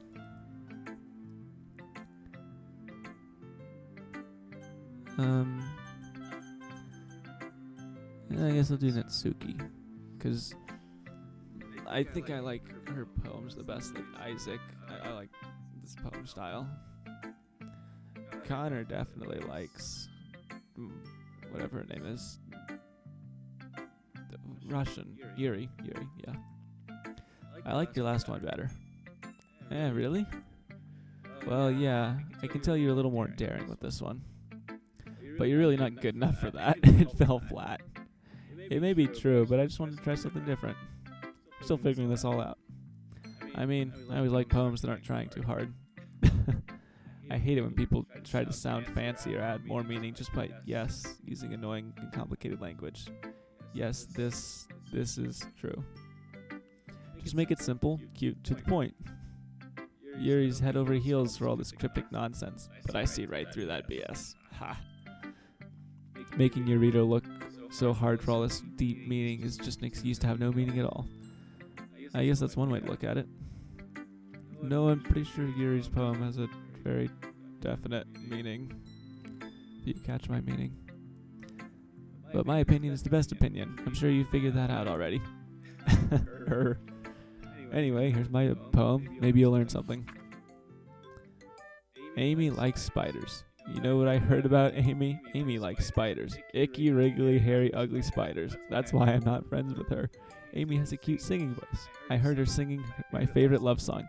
Every time she sang the chorus, my heart would pound to the rhythm of the words. But she likes spiders. That's why I'm not friends with her. One time I hurt my leg really bad. Amy helped me up but took me to the nurse. I try not to let her touch me. She likes spiders, so her hands are probably gross. That's why I'm not friends with her. Amy has a lot of friends. I always see her talking to people. She probably talks about spiders. What if her friends start to like spiders too? That's why I'm not friends with her. It doesn't matter if she has other hobbies. It doesn't matter if she keeps it private. It doesn't matter if she doesn't hurt anyone. It's gross. She's gross. The world is better off without spider lovers. And I'm gonna tell everyone. That's beautiful. Not bad, right? It's quite a bit longer than yesterday's. Yesterday's was way too short. I was just warming up. I hope you didn't think that was the best I could do. No, of course not.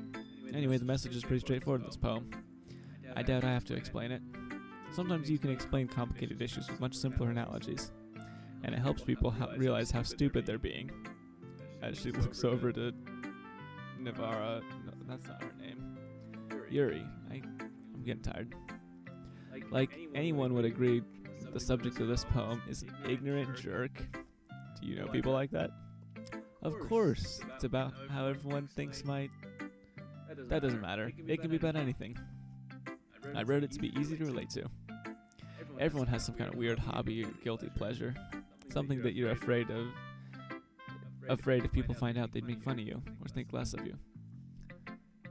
Okay, I guess I interpreted it differently.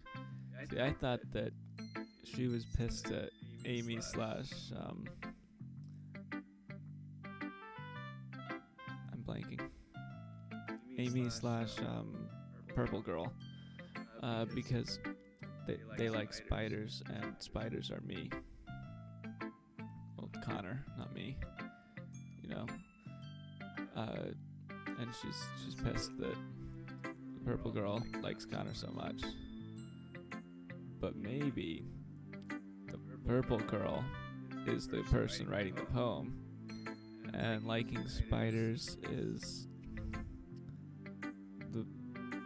what she Natsuki likes to write her poems.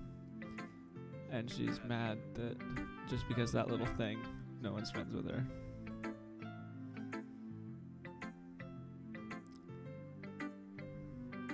But that just makes people stupid. Who cares about what somebody likes, as long as they're not hurting anyone and it makes them happy? I think people really need to learn to respect others for liking weird things. Also, maybe she's gay? I don't know. Don't call me J.K. Rowling, please. That's funny. Yuri wrote about something similar today. Huh? Did you say Yuri? Yeah. She said her poem was about an unusual hobby of hers. I didn't really get it, but she said something similar to you. That people shouldn't make each other feel insecure about those things. Really? Well, I mean, Yuri's pretty weird, so I wouldn't doubt that she has some weird hobbies. Not that there's anything wrong with that. It's not like I would judge her or anything. Natsuki has trouble finding words. I guess I should try not to be so mean to her. If she feels insecure about her weird behaviors and stuff. I mean, I always hate people who make me feel insecure. And Yuri made me feel insecure yesterday. But the way you put it sounds like she's learned her lesson.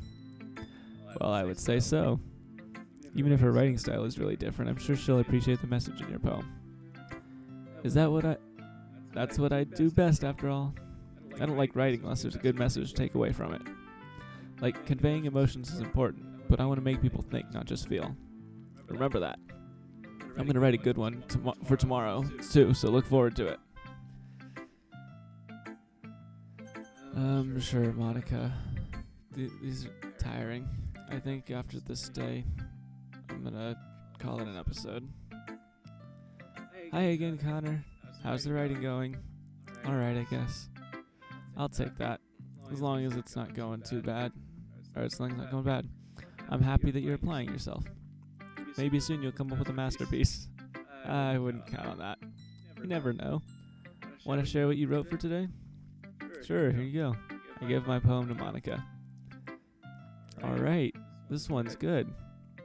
Feels like you're not only getting more comfortable with your style, but the imagery is better than the last one I read. Just wondering, but have you been finding inspiration in Yuri's writing style? I guess so.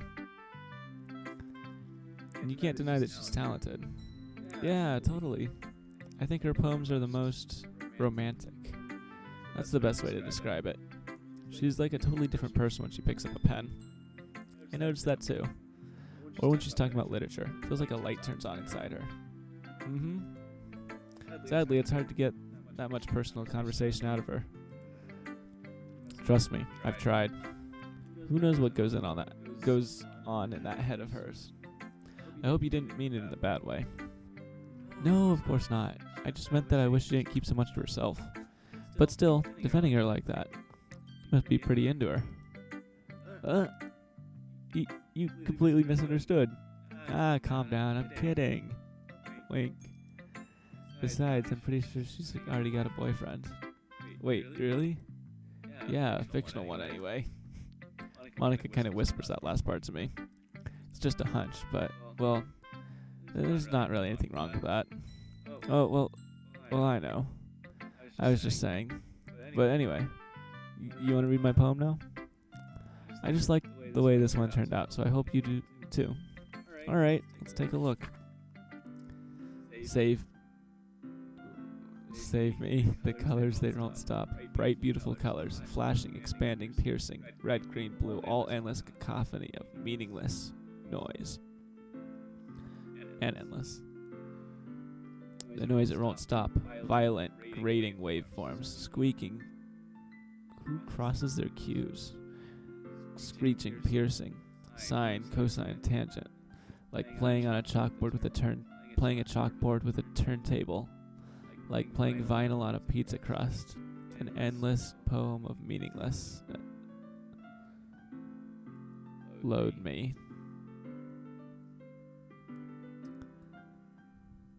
Save me.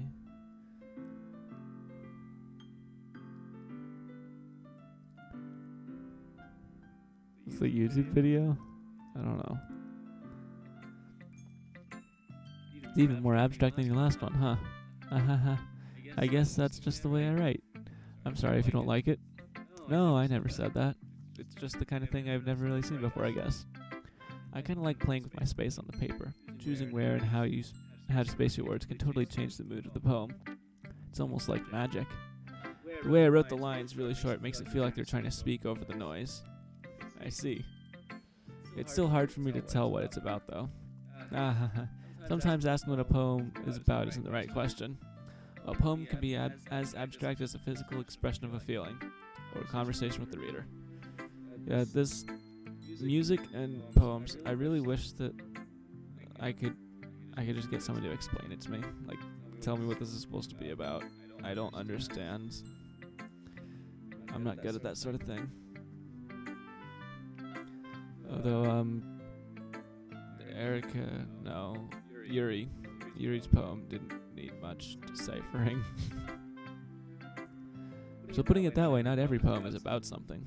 Anyway, there's Monica's writing tip of the day. Sometimes you'll find yourself facing a difficult decision. When it happens, don't forget to save your game. You never know when you might change your mind, or when something unexpected might happen. Wait, is this a tip even about writing? I feel like she just broke the fourth wall again. What am I even talking about? Probably should save here. She did just tell us to save.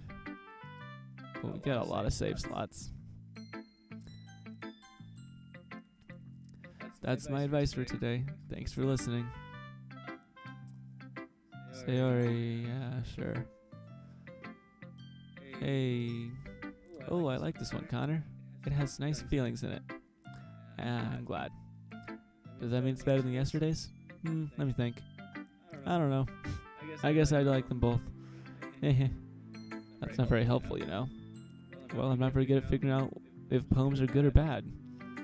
Why are you like this, Connor? Why?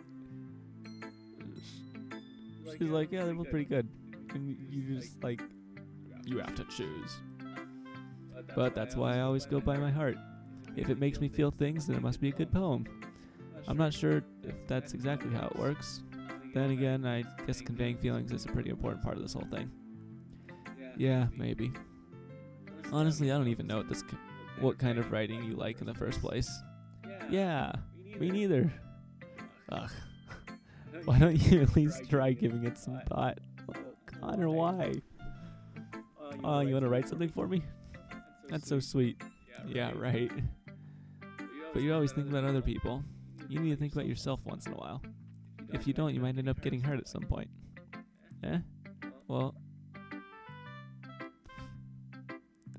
I don't really know what you mean, but I'll try to keep that in mind. Well, whatever. Anyway, let's see. I guess I like happy poems. Wait, sometimes I like sad poems too. Sometimes there's a little bit of both. There's a word for that, right? What's that word I'm looking for? Bittersweet. Yeah. I like things that are really happy and things that are sad. Happy and sad? I can't see you like something sad, Sayori. Well, I like happy the most, but sometimes when you leave a little rain cloud in your head, a sad poem can help give that little rain cloud a hug. And it can make a nice happy rainbow. Sayori, that's unexpectedly poetic. Yeah, it is. Maybe I'm getting better at expressing my feelings after all. Thanks, Connor. I should go write that down then. You can read my poem now, okay? Bottles. This is a long one. Oh boy.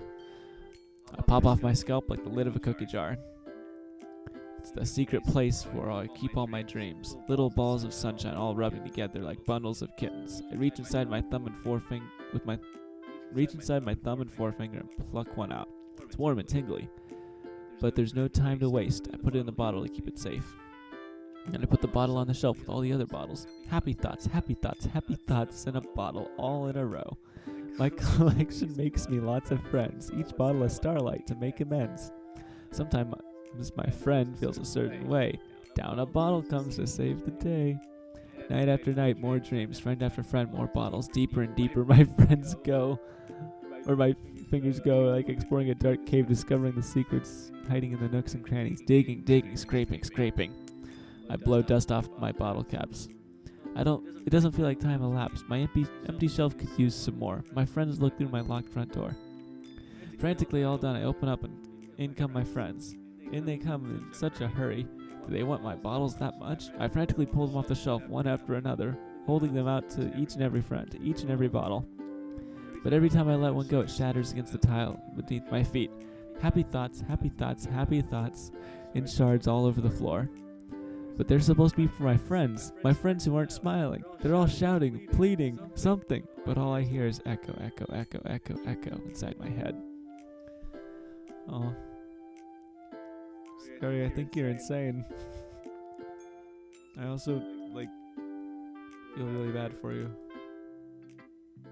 Holy crap. Sayori, did you really write this? Of course I did. Didn't I tell you yesterday I was going to write the best poem ever? Yeah, but I didn't expect something like this coming from you. Monica taught me a whole lot. And I've really been in touch with my feelings recently. I see that. It's almost kind of creepy. Creepy? Well, not exactly. Maybe because I'm so used to you being cheerful. Well, never mind. I'm thinking too hard about it. The point is, it came out good, and you should be proud of it. That's literally the only time Connor's been nice to her. Aw, thanks. I feel like I was meant to express myself this way. It even helps me understand my own feelings a little better. Writing is like magic. You've gotten pretty passionate about this, huh? I hope you keep it up. Yeah. Writing's the best. I'm gonna keep writing until I die. Don't get ahead of yourself. Sayori's always had a habit of getting obsessed with something before dropping it no more than a week later.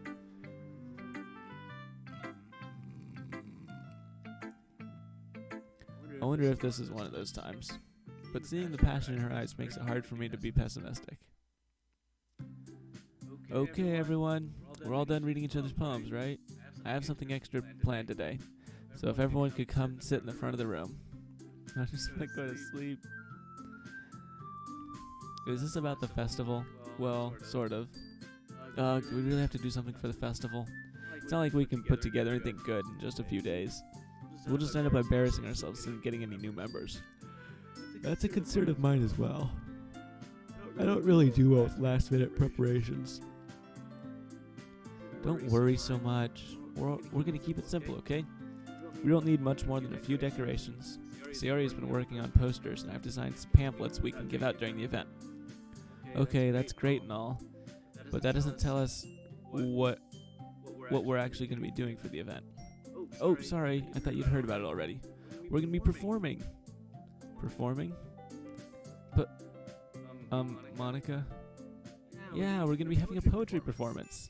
Each of us is going to choose a poem to recite during the event, but the cool part is, we're also going to let anyone else come up and recite poems too. Sayori's putting on all the posters in case anyone wants to prepare ahead of time. Sayori, who's been coloring a poster, holds it up for us to see. Are you kidding me, Monica? You didn't tell us you didn't already start putting those posters up, did you? Well, I did. Do you really think it's that bad of an idea? Well, no. It's not a bad idea. But I didn't sign up for this, you know? There is no way I'm going to be performing in front of a group of people like that. I agree with Natsuki. I would never in my life do something like that. Imagining it, Yuri shakes her head in fear. Guys! No, Sayori. I understand where they're coming from. Remember that Natsuki and Yuri have never shared their poems with anyone until just a couple days ago. It's a lot to ask for them to recite their poems out loud to a whole room full of people. I guess I kind of overlooked that.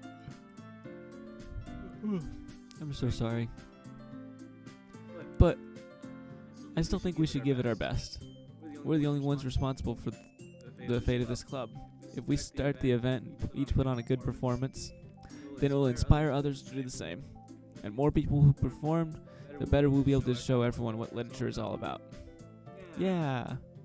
It's about expressing your feelings, being intimate with yourself, finding new horizons, and having fun. That's right. It's like one of those reasons we're all in this club today.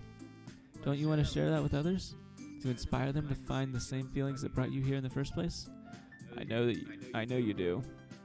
I know we all do. And if all it takes is standing in front of the room for 2 minutes and reciting a poem, then I know you can do it. Natsuki and Yuri remain silent. Sayori looks worried. I guess that leaves me no choice. I agree. I don't think it's too much to ask. I think that Sayori and Monica have definitely been trying really hard to get new members. The least we can do is help them out a little bit.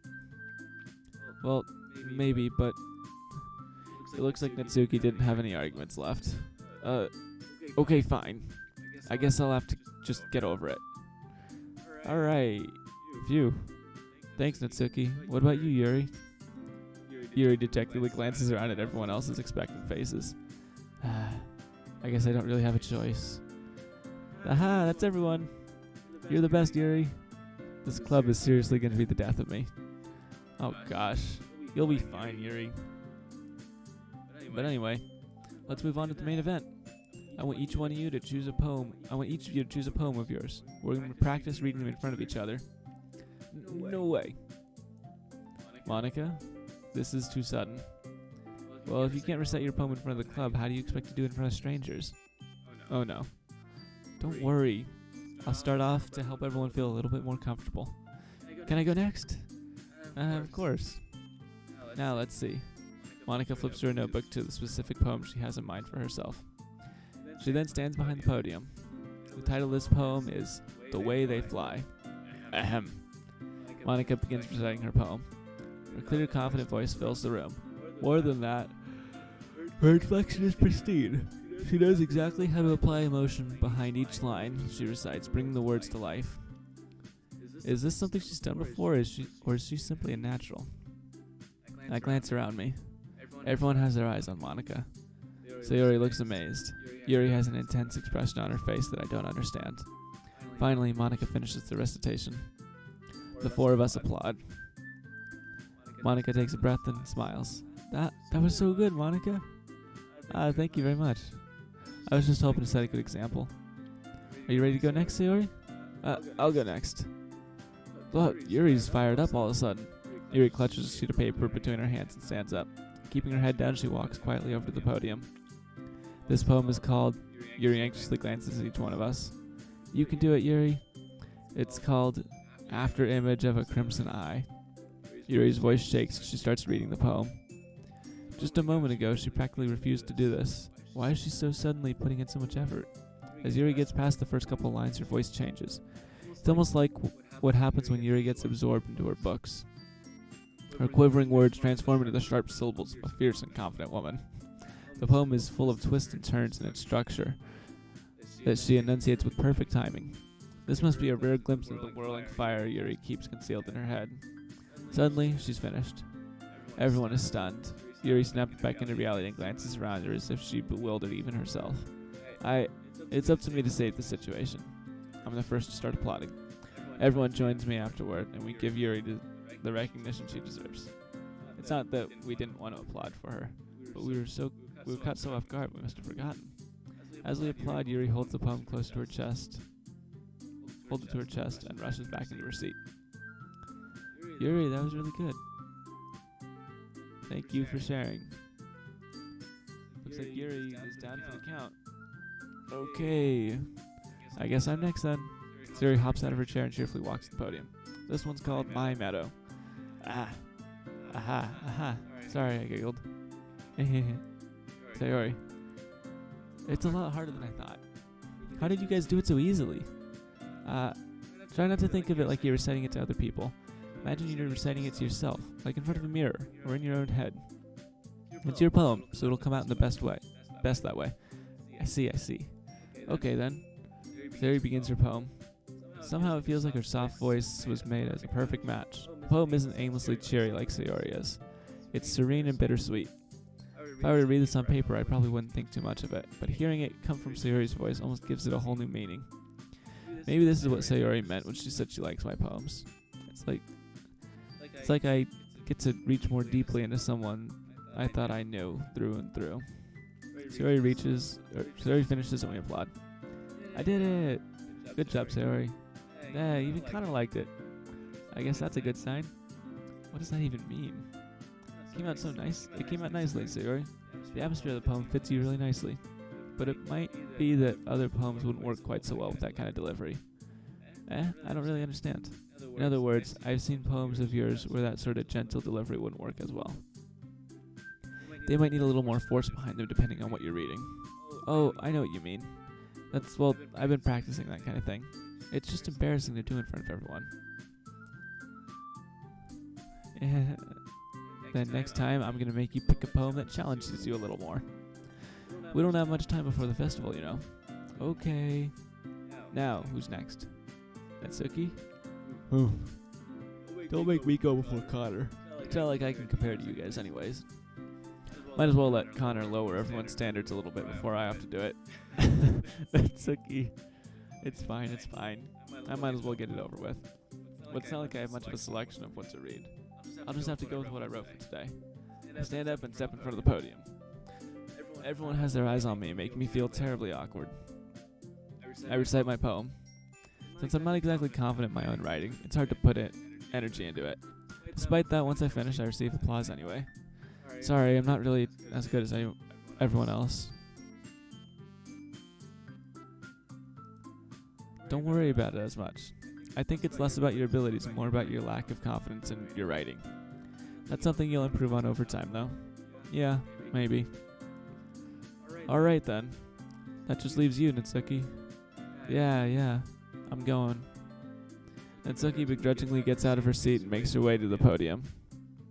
The poem is called... Why are you all looking at me? Because you're presenting. Anyway, the poem is called Jump. Natsuki takes a breath.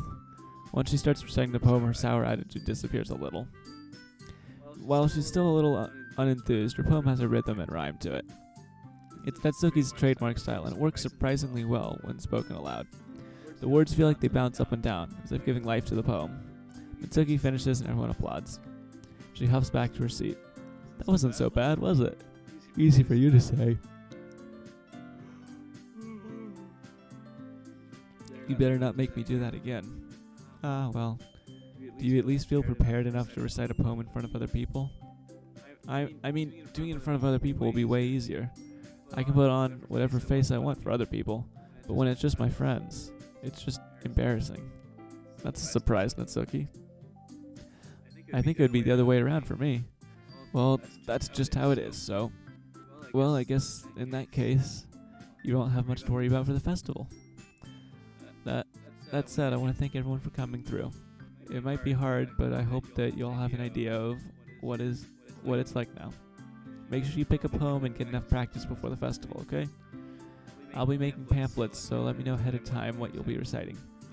Jeez, I should probably find some other poem to recite instead. That's fine too. It doesn't have to be your own. I'm already pleasantly surprised that you're putting all this effort for the club. It makes me really happy. Yeah, no problem. Okay, everyone. I think that's about it for today. I know the festival is coming up, but let's try and write poems for tomorrow as well. It's been working out really nicely so far, so I'd like to continue that. As for the festival, we'll finish planning tomorrow, and then we'll have the weekend to prepare. Monday's the big day. I can't wait. I can do this. Alright. Stand up. There's no way I'll be able to find the same enthusiasm as Sayori and Monica, but I'll do my best to get through it. It's for the sake of the club and impressing Monica. Then I'll have to do my best. Ready to go, Sayori? Yep. Look at you two, always going home together like that. It's kind of adorable, isn't it? Jeez, guys. Don't make such a big deal out of it. Must be a little nice, though. Well, how am I supposed to respond to that? It's okay, Connor, you don't have to say it. Whatever, let's go already. I walk home with Sayori once more. Even though it's only been just a few days, a lot of things have already changed. But today, Sayori's being a little quieter than usual on the way home. Hey, Sayori. Sorry, I was spacing out. Ah, no wonder. I was thinking about something from earlier. I like how we get to...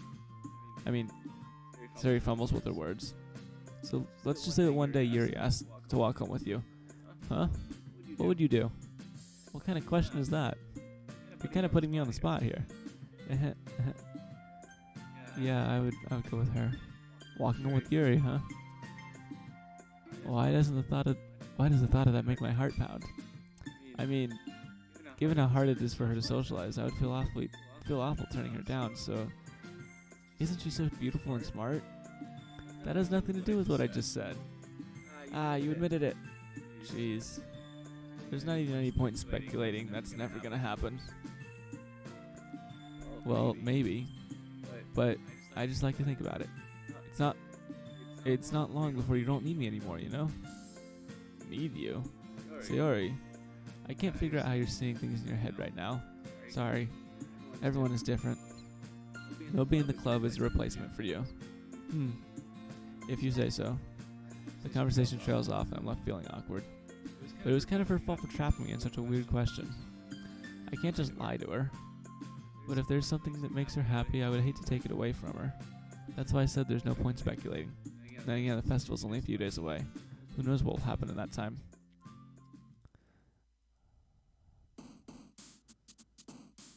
Okay, I'm gonna save here.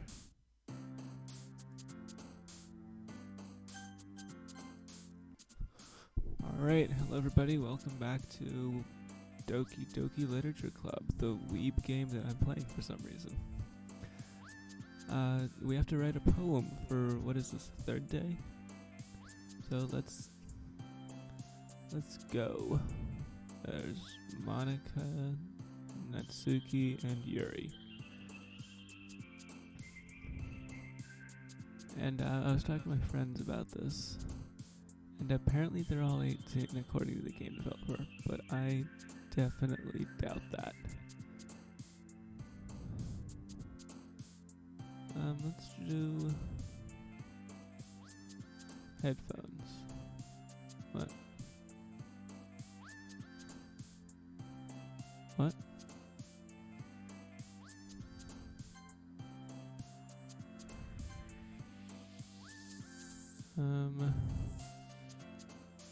Headset.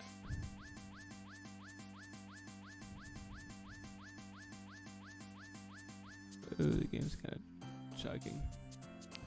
Pure. Intellectual. Bouncy. Beauty. Unrequited. Massacre. Agonizing. Infallible. Boop. Oh, we gotta include suicide. Despise. Misfortune. Whirlwind. Dazzle. Electricity. Anxiety. Yeah. Oh, I forgot on the music. Oh man. I'm the last one here again. Don't worry, I just walked in too. Were you practicing piano again? Yeah. Sure. You must have a lot of determination. Starting this club and now picking up piano? Well, maybe not determination, but I guess passion. Remember that the club wouldn't be here if it wasn't for all of you. And I'm super happy you're all willing to help out for the festival too. I can't wait for the festival. It's gonna be great. I thought you were not on board with this whole thing. Eh? Weren't you complaining about it yesterday, Natsuki? Well, yeah. I'm not talking about our part of the festival. But a whole day of school where you get to play and eat all kinds of delicious food? You sound a bit like Sayori all of a sudden. Monica, did they usually have fried squid? Squid. That's a pretty specific thing to look forward to. No, it isn't. Squid's delicious. Oh, come on. Are you saying you don't like squid? You of all people? I didn't say I don't like it.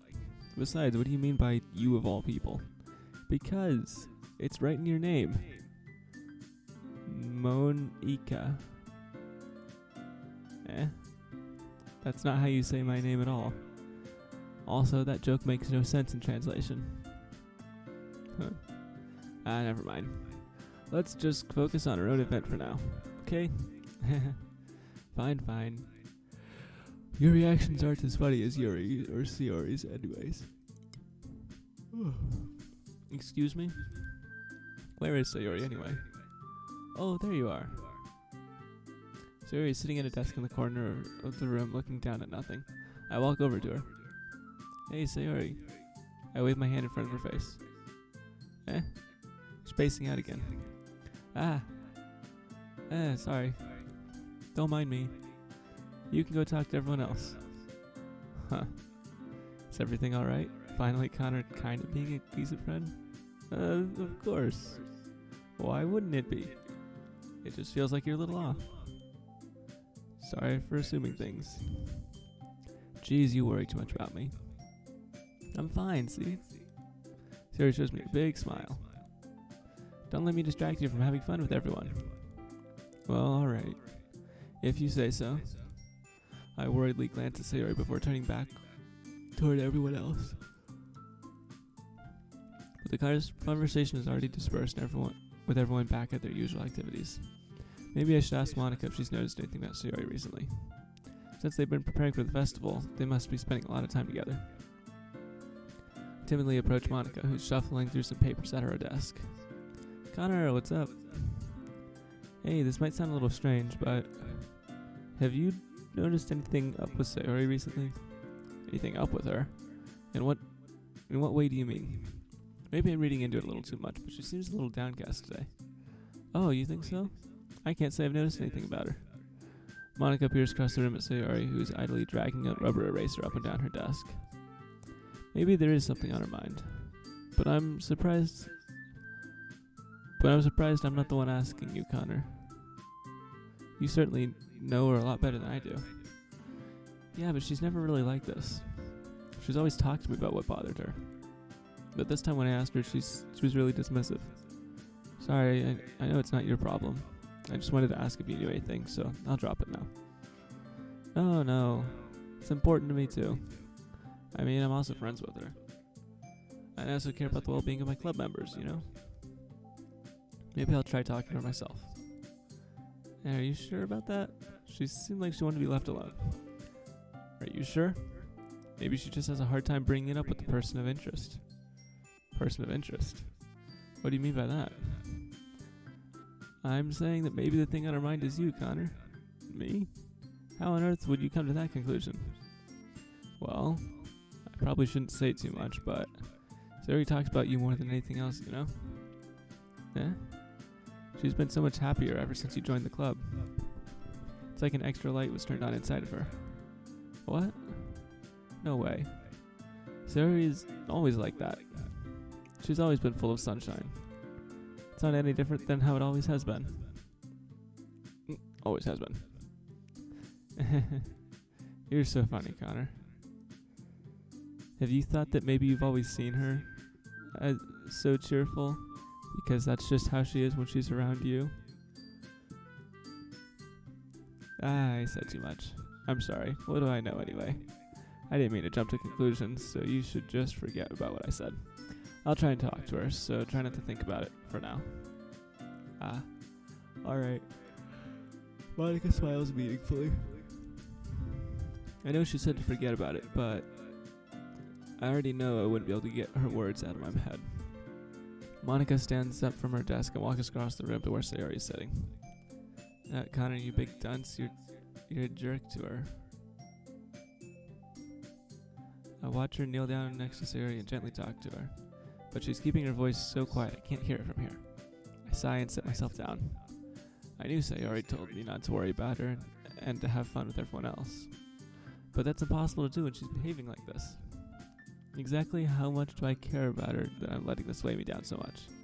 Now it feels like I'm the one behaving out of the ordinary. But there's nothing I can do besides wait for Monica. Why does it feel like I'm being watched? I glance around the room. Suddenly I notice Yuri peering at me from over her book. She looks away just as quickly with a flustered look on her face. I realize that she won't get anywhere like this. I've never really seen Yuri approach anyone or start a conversation on her own accord. So I have no choice but to approach her myself. By now it's a little easier for me to do that. I stand up from my desk and sit down next to her. I didn't mean to bother you or anything. Relax, you didn't even do anything. But I could tell you wanted to be alone with your thoughts. Alone with my thoughts? How are you able to tell I was thinking like that? Well, it's something that I do a lot. So it wasn't that hard for me to spot based on your posture and expression. Not that I was staring or anything. I didn't do anything creepy like that. In any case, I guess you're right. I'm sorry if I caused you any concern. Don't apologize. Your troubles are only the concern of those who willingly share in that concern.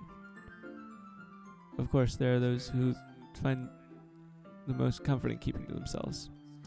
But if you would prefer to share what's on your mind, then I'd be glad to listen. It's really not a big deal.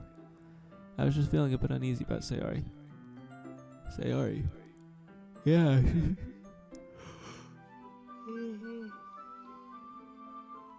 She seems a bit off today, but when I asked her about it, she didn't want to admit it to me.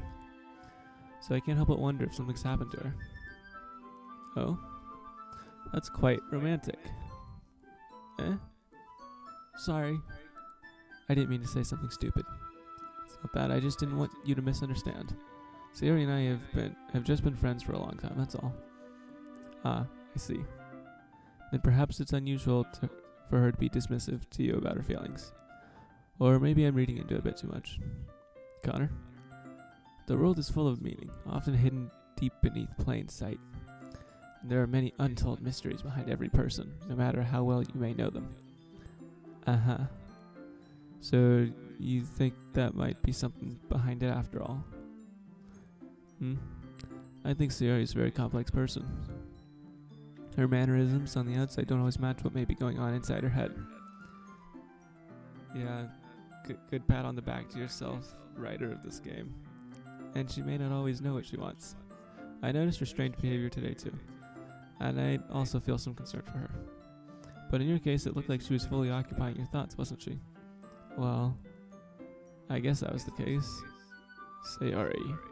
She really means a lot to you, doesn't she? No, Yuri, it's okay. Connor likes you the best. I guess. But you don't need to put it that way. We're just good friends, that's all. Yuri suddenly looks deeply into my eyes. Her expression is gentle and curious, as if she was searching for something. Embarrassed, I avert my gaze. Sometimes, a person's mysteries are untold even to themselves. And you, as someone honest and caring, may uncover feelings you weren't aware were in you. That is, I think that. She would be a very fortunate person to have you feel that way about her. Yuri, you're giving me too much credit. I'm a pretty simple guy, so I think I'm pretty good at understanding my own feelings. I'm not nearly as sophisticated as you. That's not a compliment, is it? It is what it is. Anyway, as long as we're here, why don't we do some reading? Well, as long as you're okay with it. Yeah, I should be taking my mind off this whole thing anyway. Alright, yeah, get another reading scene. This is making me tired again. Okay, everyone. After some time passes, Monica calls out to the club room. Why don't we share poems now? Oh, good. We get to skip the reading scene. Before I know it, everything is back to normal. Everyone goes to retrieve their poems, and I do the same. I make eye contact with Monica, and she smiles at me. I wonder what she was talking about with Sayori. I should cheer up Sayori.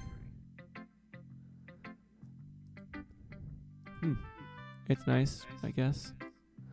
Come on, I can tell already you don't like it. Well, you don't need to worry about what I think. After all, you wrote this for someone else, didn't you? Probably Yuri.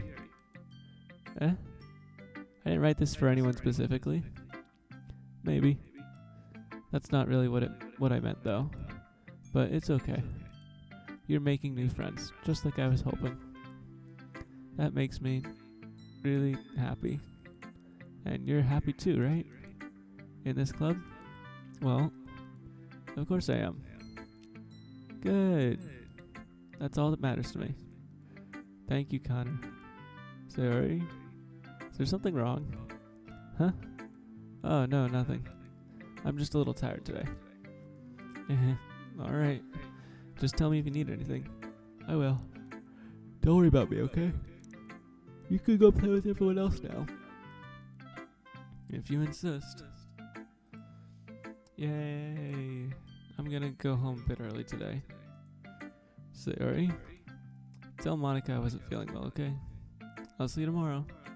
Before I can say anything else, Sayori cheerfully walks out of the classroom, humming to herself. Okay, that was a bit weird. Sure. Natsuki, you can see my poem. This one's alright. Alright. Well, yeah.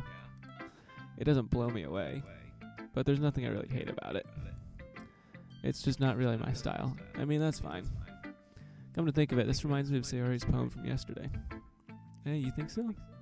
Yeah, well, I guess if you've been friends with her for so long, you might be on the same wavelength. But you never really struck me as her type. Sayori has a type all of a sudden? Well, I don't know, but honestly, how can someone fluffy spend so much time with someone like you? It's like she's dragging around a dead weight. That was a little unnecessary. But think of it this way. If it weren't for me, she probably would fly away, just like letting go of a balloon. You could say we take care of each other in our own way. Yeah, you drag her down and make her feel bad about herself all the time. Good job, Connor. Whatever it is, I don't get it. Oh, yeah, I guess I'm supposed to show you my poem. Here. I'll be your beach. Oh, it's a long one.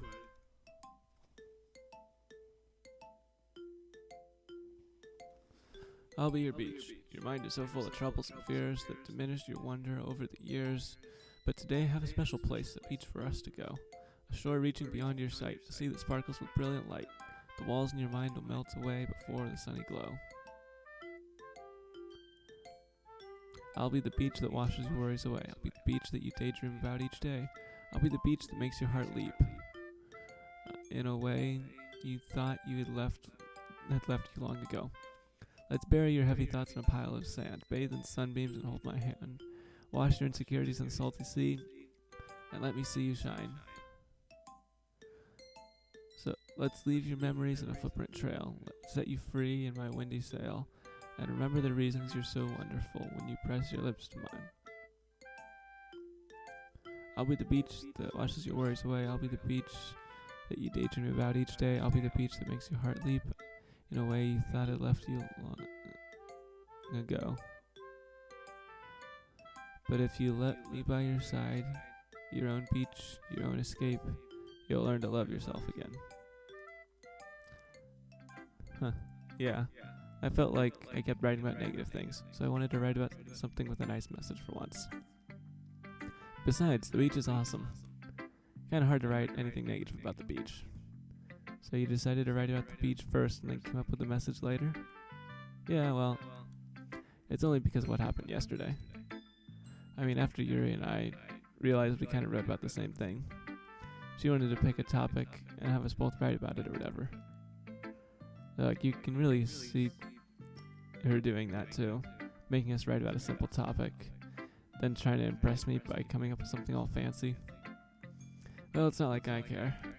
I just did it anyway. I mean, I guess mine ended up being kind of metaphorical too. But there's nothing wrong with doing that once in a while. At the very least, it was good practice.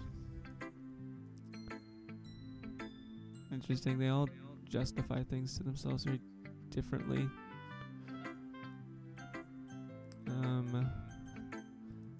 Monica, sure.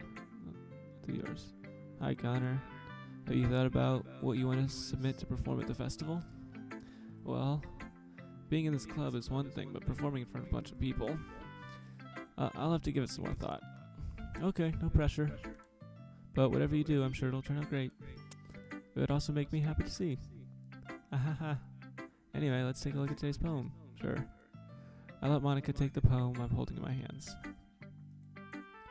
Your style has gotten so refined, Connor. Yuri's been teaching you a lot of things, hasn't she? Well, I guess so. Yeah, I've been noticing how much time you spend with her. I think I've heard her say more words these past couple days than she's talked in the whole year. Not sure how you did it, but that's pretty impressive. Well, she just needs some patience and a way to talk about all the things in her head, I guess. Still getting the hang of it myself. You're certainly putting in a lot of effort. You must really like her. That's it's awfully suspicious, you know. Spending time with her in the club room every day, reading that edgy novel with her. Well, I just feel bad that she has a hard time socializing. Makes me want to be sure she doesn't spend all her time alone. Besides, the novel isn't too bad either, you know. Alright. I get you. Just be careful, alright? I know that Yuri isn't used to opening herself up. So if something bad happens while she's vulnerable, I mean, it could be really hard for her. Her books aren't a total escape from reality. They're just a bandage. You say that like I'm gonna hurt her. Sorry, I didn't mean it like that. If anything, she might accidentally hurt herself. Anyway, I'll share my poem with you now, alright? Alright. The Lady Who Knows Everything. An old tale tells of a lady who wanders earth, a lady who knows everything, a beautiful lady who has found every answer, all meaning, all purpose, all that ever was sought. Here I am, a feather, lost adrift in the sky, victim of the currents of winds. Day after day I search with little hope, knowing legends don't exist. But when all else has failed me, when all others have turned away, the legend is all that remains, the dim star glittering in the twilight sky. Until one day the wind ceases to blow. I fall, and I fall and fall, and fall even more, gentle as a feather, a dry quill, expressionless. But a hand catches me between the thumb and forefinger, the hand of a beautiful lady. I look at her eyes and I find no end to her gaze. The lady that knows everything knows what I'm thinking. Before I can speak, she responds with in a hollow voice. I found every answer, all of which amount to nothing. There is no meaning, there is no purpose. We only seek the impossible. I am not your legend. Your legend does not exist. And with a breath, she blows me back afloat, and I pick up a gust of wind. That's kind of sad. You know, I feel like learning and looking for answers are the sorts of things that give life meaning. Not to get too philosophical or anything, but it was kind of on my mind, so that's what I wrote about. I see. I never really put much thought into it. In a way, it's almost paradoxical. Because if we had all the answers, the world would start to lose its meaning. You know, there's one thing I noticed. Seems like everyone in this club prefers writing about things that are more sad than happy. Are you surprised? I mean, if everything was okay, we wouldn't really have anything to write about, would we? Humans aren't two-dimensional creatures. I think you'd know that better than anyone, says the two-dimensional anime girl. You mean one-dimensional? Yeah, that. Anyway, here's Monica's writing tip of the day. Are you ever too shy to share your writing because you're afraid it's not that good? It can be really disheartening to get a lukewarm response to something you've put so much into. But if you find other people who enjoy writing, then sharing becomes a lot easier. Because instead of just telling you that your writing is good or okay or bad, they'll want to focus more on everything that went into it and the things you can work on. It's much more encouraging that way, and it will make you want to continue improving. It's almost like having your own little literature club, don't you think? That's my advice for today. Thanks for listening. Alright, your turn. I wrote this poem for you. Saved it for last. Connor, your writing has only improved in these last few days. Every poem you've shown me has been nothing short of spectacular. I can really feel the emotions. I'm a little envious even. I don't think it ever came to me this naturally. Yuri, that's the wrong way to put it. This never did come naturally to me. I've just been able to improve so much thanks to you. You're really the example I was chasing after. Is that so? Yuri gently smiles to herself. This feeling. I'm so glad I got the chance to share my writing. I never thought I would feel like this. I remember you mentioning that yesterday. I can't believe you're so good at something you've never even shared it with anyone. It's kind of a shame. Maybe, but it's not like I really had a choice. What do you mean? Well, Yuri smiles sadly. Connor, during lunchtime I eat by myself. Did you know that? It's a great time to find a quiet spot and do some reading. In fact, I always have some books with me. You could say I really enjoy reading. Well, that's one way to put it anyway. But books are so full of amazing and inspiring people. People you want to fall in love with. Or people you know would make a really good friend. Cheerful people. No, screw you. Who will always put a smile on your face. Or deep thinkers and problem solvers who discover the mysteries of life. So when you look at it that way, I'm surrounded by friends every day. You know? And those people don't laugh at me. They don't tease me for spacing out all the time. They don't make fun of my body type. And they don't hate me for acting like a know-it-all. People say that about you? I'm not a know-it-all, Connor. It's the opposite. I don't know anything. I don't know how to talk to people. I don't know how to make people see me as normal. I don't even know how to make myself happy. Oh, why did it get so sad? I have all these feelings, and all I can do with them is read and write. But it wasn't until now that I started sharing it with you that I really understood what I was missing all this time. But I haven't really done anything. No. That's wrong.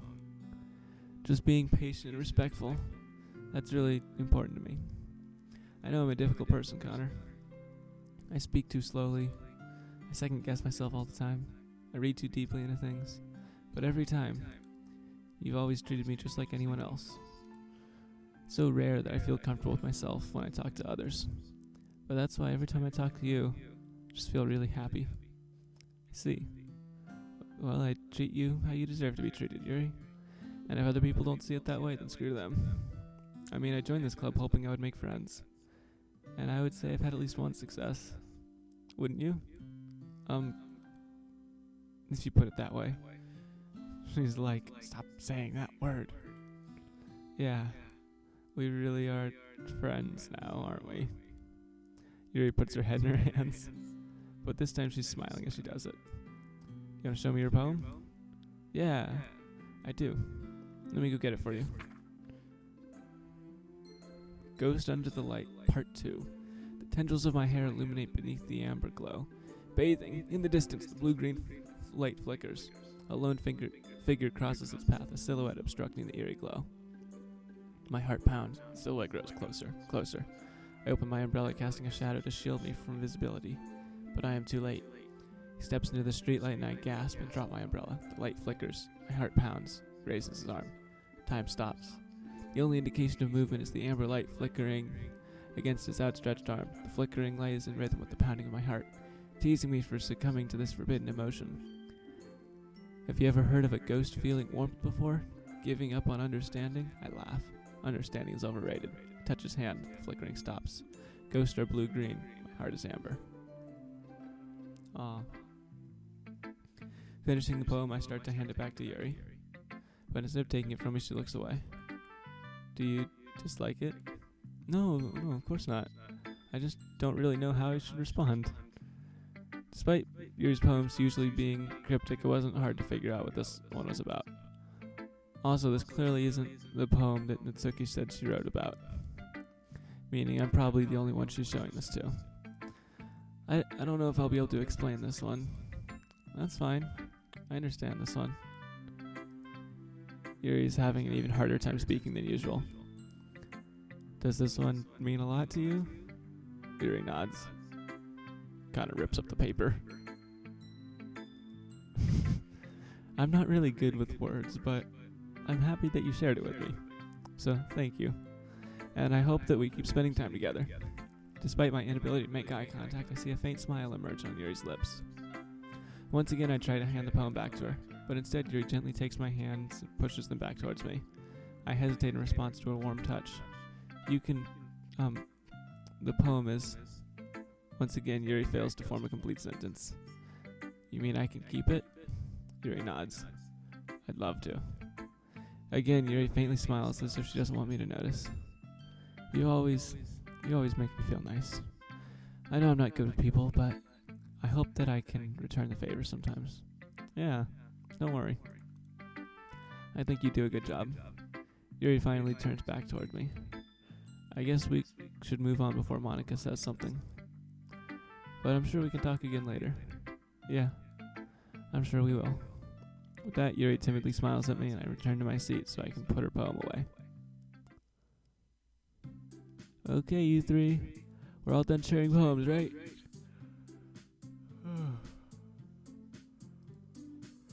Why don't we start figuring out...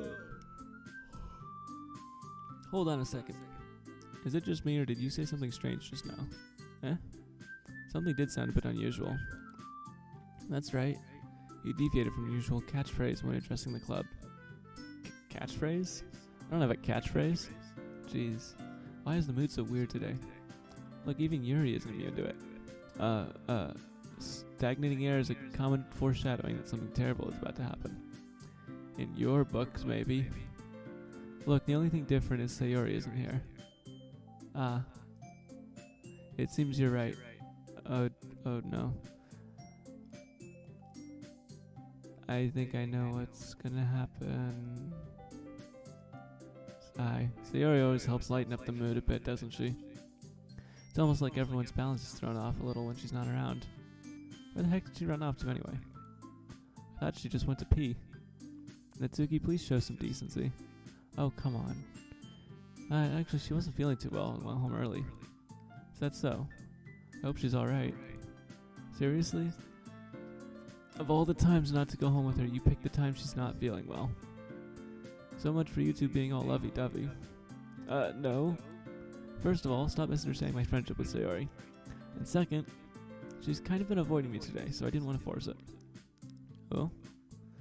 That curious expression coming from Yuri of all people? Calm down, guys. I talked to her earlier, everything's fine. What did she say? Anyway, we need to figure out the rest of the festival preparations, so let's decide on what everyone will be doing this weekend. I already know what I'm doing. That's right. Natsuko will be making cupcakes. We might need a lot of them, and different flavors. Can you handle all that by yourself, Natsuko?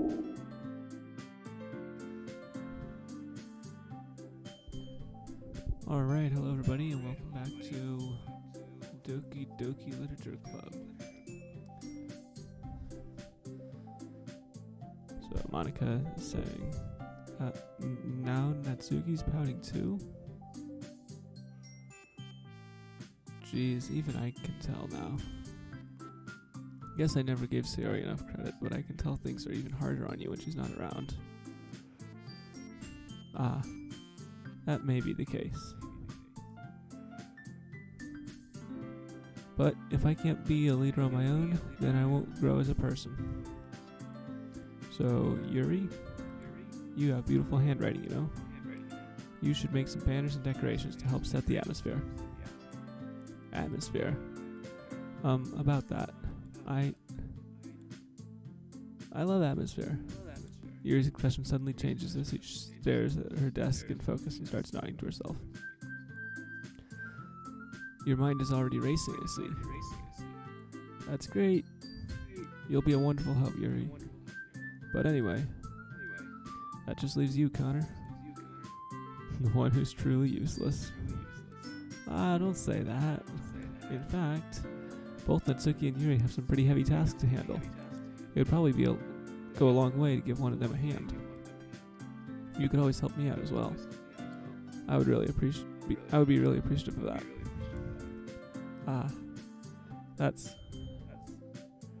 Is Monica suggesting I spend the weekend with one of my club members? How on earth are they going to respond to a suggestion like that? I suppose I wouldn't mind a bit of help. Well, even if you don't know how to bake, there's always some dirty work I could give you. It's not like Monica's going to give me a choice, and you shouldn't be sitting on your butt anyway. Natsuki tries to mumble a bunch of excuses like that. Why is the game all lagged out? Okay, it might have been because I left it running for like 3 days in between recording. If I recall, Natsuki, you mentioned that you would like to handle the baking on your own. Connor may not like to be around if you only make him out to be a nuisance. So therefore, he may be more suited to assisting with decorations. Hold on, I never said that. How hard could it be to make a few decorations anyway? Sounds more like you're making excuses. You're just making excuses for Connor to... What are you saying? It would be extremely meticulous work. And baking isn't? Just what do you think? Guys, let's settle down for a moment. In the end, I think it's up to Connor to decide how he'd like to contribute. Besides, he hasn't really gotten a chance to spend any time with me yet, you know? So I'm sure he's interested in...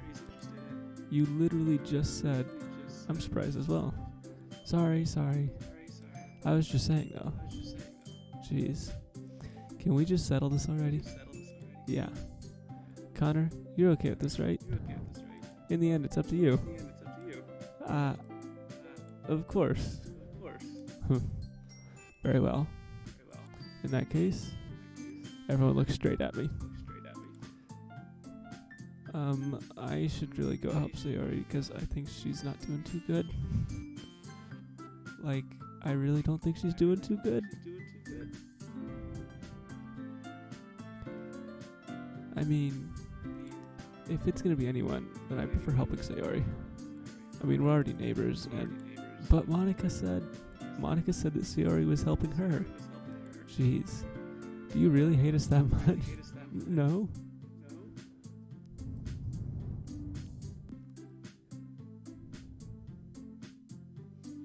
Sorry, I didn't mean for this to be difficult. Yes, you did, you jerk. You totally put Connor in a situation where he's gonna, there's no way for him to win this. Who am I kidding? The way to win is with Yuri. Well, I'll probably be most useful helping out Yuri. Me? Are you serious? Why would you... Natsuki? I can already tell you're about to say something mean. No. I was just saying. Ugh. So you'll be helping Yuri then, Connor? Yeah. That's what I'm gonna do. I'm glad. I have a bad habit of overthinking these sort of things. So I think your assistance will be very useful. That's great to hear. Natsuki, will you be able to handle the baking yourself? I mean, yeah. I already said I would be fine. Okay. Everyone can tell that Natsuki is feeling a little bit sour. So, is that everything we needed to go over? Yeah, that should be about it. You guys excited? Well, excited might not be the right word. But I suppose I'm looking forward to it a little bit. Do you feel the same way, Connor? Me? I guess you could say I'm interested to see how it'll turn out. That's good enough for me. What about you, Natsuki? Natsuki. What? Why is everyone yelling at me? I didn't even do anything. No. That's not what I meant at all.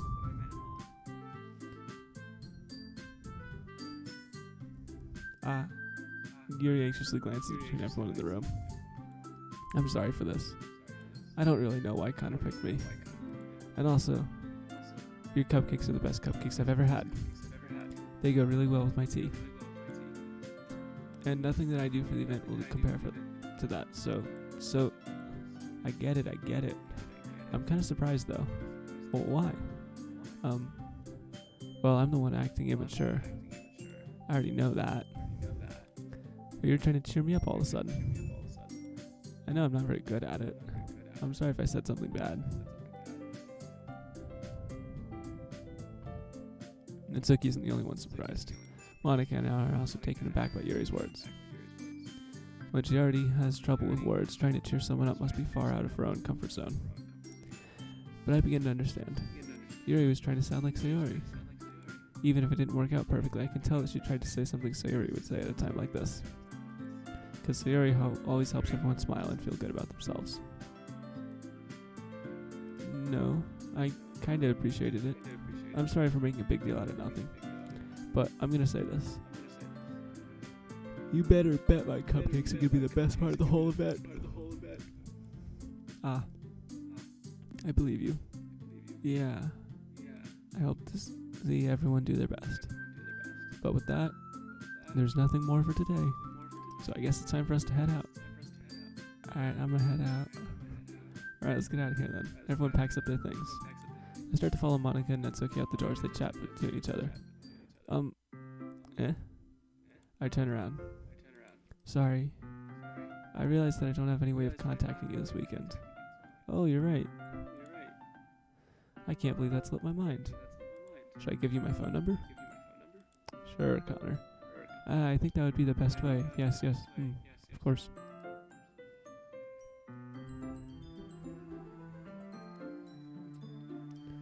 Alright then. Yuri and I exchange phone numbers. Okay. Then I'll be stopping by your house on Sunday. My house? Is that a problem? No, not at all. I just thought that I would be the one going to your house since I'm the one helping you. I suppose that makes sense. But if you don't mind. I think I would prefer going to your house. She just invites herself over. In that case, there won't be a problem. I decided not to press Yuri for a reason. It's not like it should matter much either way, so I'll just need to make sure that my room is clean. Yeah, probably doesn't want to go to Yuri's house because she's got like a terrible home life. Or maybe she's an orphan or something weird. I'm sorry. I hope I managed to make myself useful in some way. I'm not nearly as creative as you are. Don't underestimate yourself, Connor. I think that we'll make a very productive team. Even if you only chose me because you felt bad or something. Wait, you don't actually think that, do you? I don't know. It's difficult to come up with any other reason you might have chosen me. You're forgetting the one reason with the most common sense. I chose to help you because that's what I want to do. But... Yuri thinks to herself with an extremely tense expression. Yuri, you're overthinking this. You wanted me to point out when you're overthinking, right? Eh? I didn't realize. I'm telling you, I want to. That's all there is to it. Do you believe me? Yuri thinks really hard again. She looks straight in my eyes for a long while. I believe you. As if it took a tremendous effort, Yuri finally says that and relaxes her expression. I'm really looking forward to Sunday. Yeah, I am too. After that exchange, I make my way out the door and Yuri follows. I can't believe this. Yuri is going to be coming to my house on Sunday. Even though I would have preferred to do this with Sayori. My anxiety still shoots through the roof. I guess I've gotten pretty used to handling her at this point.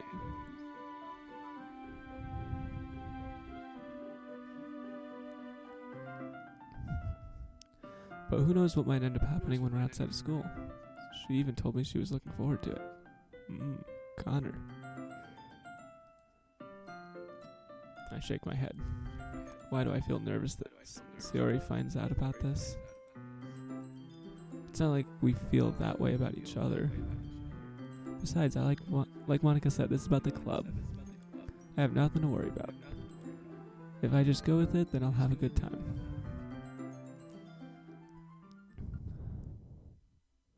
It's already Sunday. I've been getting increasingly anxious about Yuri's upcoming visit. I keep telling myself there's no reason to be nervous, but it doesn't help much. Stupid flies. Yuri is clearly an introvert and also an intimate person in general. There's no doubt that she'll open up a bit when it's just the two of us. Meanwhile, we've been texting occasionally. She was extremely apprehensive at first, but it wasn't long before I was already learning more about her. But putting Yuri aside, I haven't heard a thing from Sayori since she left club early the other day. It's not like we text each other all the time or anything, but I've been worried about her in the back of my mind. Between what Sayori said and what Monica said, is it really okay for me to put Sayori's feelings aside when she might need me? Hey, I tried. I decide to visit Sayori before Yuri comes over. Rather than asking, I simply tell her I'm coming over, much like we've done in the past. Once I reach Sayori's house, I knock on the door before entering it myself. Again, we used to play so often that we've made it a habit of simply entering each other's houses like we're family. The house is quiet. Sayori isn't anywhere on the first floor, so I assume she's up in her room. Oh my god, no. Why is it so tense? I know this is going to be terrible. I know this is going to be bad. Oh no. It's already strange of her not to run down and greet me. I'm actually getting kind of nervous. I head to her bedroom where I finally find her. Sayori? Oh. Oh, I thought she was gonna be in the bathtub, wrists cut. Hey, Connor. I sit down in her room. Sayori forces a smile, but it's easy to tell that she's different. Oh, we got the depressed music going too.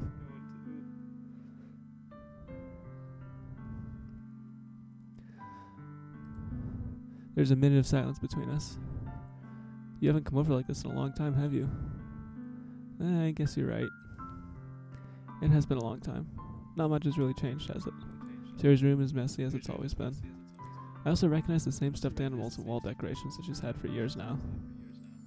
If you came over more often, it wouldn't be such a mess. That's because I end up cleaning it for you. How come you suddenly wanted to come over today? Aren't you supposed to see Yuri today? Yeah, but... Wait, how did you know that? So you already left by the time we decided that last meeting. Monica told me. It's only natural for her to keep me informed about the festival preparations, right? Ah, that's true. But what about you? Thought you were going to be helping Monica today. Oh, of course. But I'm just helping her online. We didn't plan to meet up or anything. Ah, so it's just me and Yuri then. Yep. There's more silence between us. Sayori stares in a random direction. Everything about her behavior is really uncharacteristic. Oh no. Finally get to the point. Just wanted to see how you were doing after you left on Friday. When something's wrong, you can't hide it from me. I know you too well. So, Sayori smiles, shaking her head. That's no good, Connor. Eh?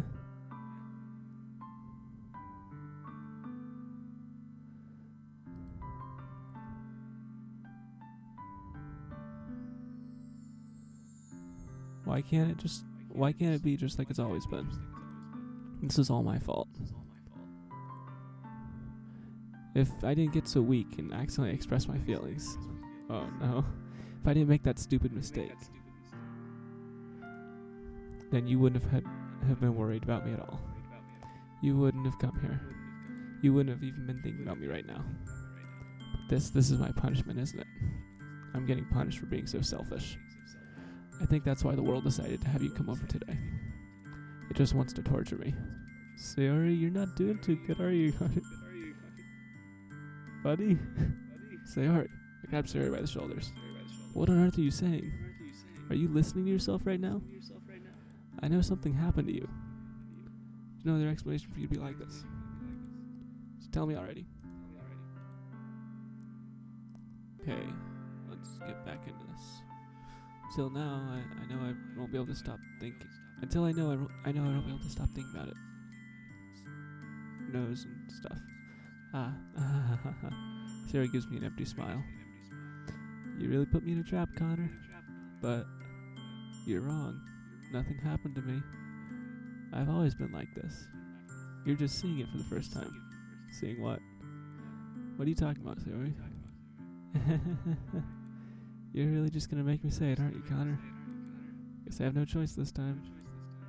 Thing is, I've had really bad depression my whole life. Did you know that? Why do you think I'm late to school every day? Because most days I can't even find a reason to get out of bed. What reason is there to do anything when I fully know how worthless I am? Why go to school? Why eat? Why make friends? Why make other people put their energy and caring to waste by having them spend it on me? Oh, this is really sad. Sayori, Connor, you're a jerk to your friends.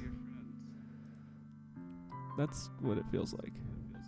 And that's why I just want to make everyone happy, without anyone worrying about me. I'm in shock. Can't even figure out how to respond. How is it possible Sayori kept this from me the entire time I've known her? Did she really want so badly for me just not to think about her? What, Sayori? Eh? Why is it that you've never told me about this? It almost feels like I've been betrayed as your close friend. No, Connor, don't make her feel worse. You're terrible at this. Because if I knew, I would have done everything I could to support you. Even if there's only so much I could do, I would have tried a little bit harder to make every day a little better for you. That's why I'm your friend. All you had to do was tell me. You don't understand at all, Connor. Why do you think I didn't tell you?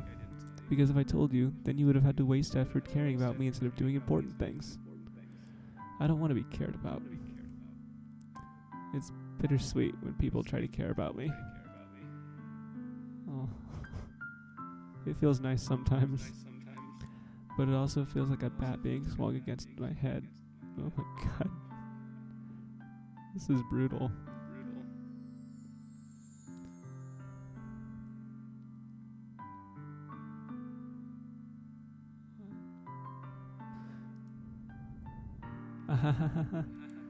That's why I wanted so badly for you to make friends with everyone else. Helping everyone be happy together is the best thing for me. But then I discovered something else too. Seeing you make friends and get closer with everyone in the club feels like a spear going through my heart. So that's why I decided the world just wants to torture me. Every path leads to nothing but hurt. You're right that I don't understand. I don't understand your feelings at all, Sayori. But I don't need to understand. Whatever it takes for me to help you stop hurting, that's what I'll do. No, Connor. There's nothing. Nothing at all. The only thing that could have helped is if everything could be like it always was. But I was selfish. I finally showed you what a horrible person I am. Tears streaked down Sayori's face. I made you join the literature club because I was selfish. And I was punished by my heart hurting in a way that I couldn't understand. And now you came here and I made you hurt too. I'm just weak and selfish. That's all I am. That's why I'm going to accept these punishments. Because I deserve every last one. Without thinking, I once again grab Sayori's shoulders. This time I pull her into a tight embrace. Connor. Sayori. I don't care if you feel selfish. I'm really happy that you convinced me to join the club. Seeing you every day makes it worthwhile, though. If I make friends with everyone else, then that's just a bonus. But please, never underestimate how much I care about you. I wouldn't have it any other way. Connor. Sayori isn't hugging me back. Oof. Despite my arms being wrapped around her, Sayori's arms remain at her side. She starts sobbing next to my ear. No. Don't do this to me. Please don't do this. Connor. Sayori barely manages to speak between her sobs. I don't know if I'm doing the right thing. But all I want for her to know all I want is for her to know that I care. But if you have it in you to call yourself selfish, then you have to let me be selfish too. No matter what it takes, I'll figure out what needs to change. I'll make these feelings go away. And if there's anything you need me to do, then you'd better tell me. I'll get mad if you don't. I don't know. Gently, Sayori finally puts her arms around me in return. I don't know anything. It's all really, really scary. I don't understand any of my feelings, Connor. The only time I'm not feeling nothing is when I'm feeling pain. But your hugs are so warm. And that's really scary too. Sayori lets me go.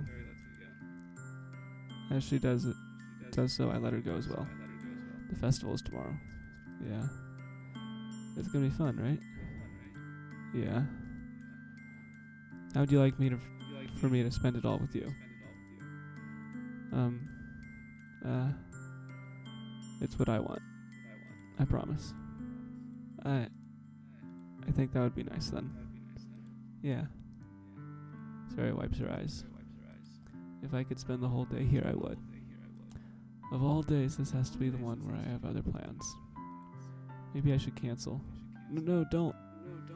Please don't. If you did that, then I really wouldn't forgive you. But it's almost time for Yuri to meet me at my house. At the very least, do you want to come along and help out? It would be fun. To my surprise, Yuri shakes her head. I'm sorry. I don't know if that would be very good for me today. You understand, right? It's kind of hard for me to fully understand. But I'm trying my hardest. It's okay. Don't worry too much about it. See you tomorrow, okay? Alright. I look forward to it.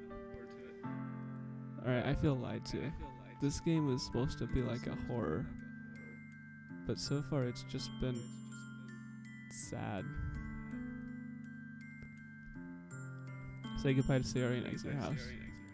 On the way home, I find myself still feeling a little uneasy. But it's hard for me to keep thinking about it when Yuri's about to come over, too. I think Sayori's right. I shouldn't be worrying too much. We're definitely gonna have a great time tomorrow. I should just focus on what's ahead of me.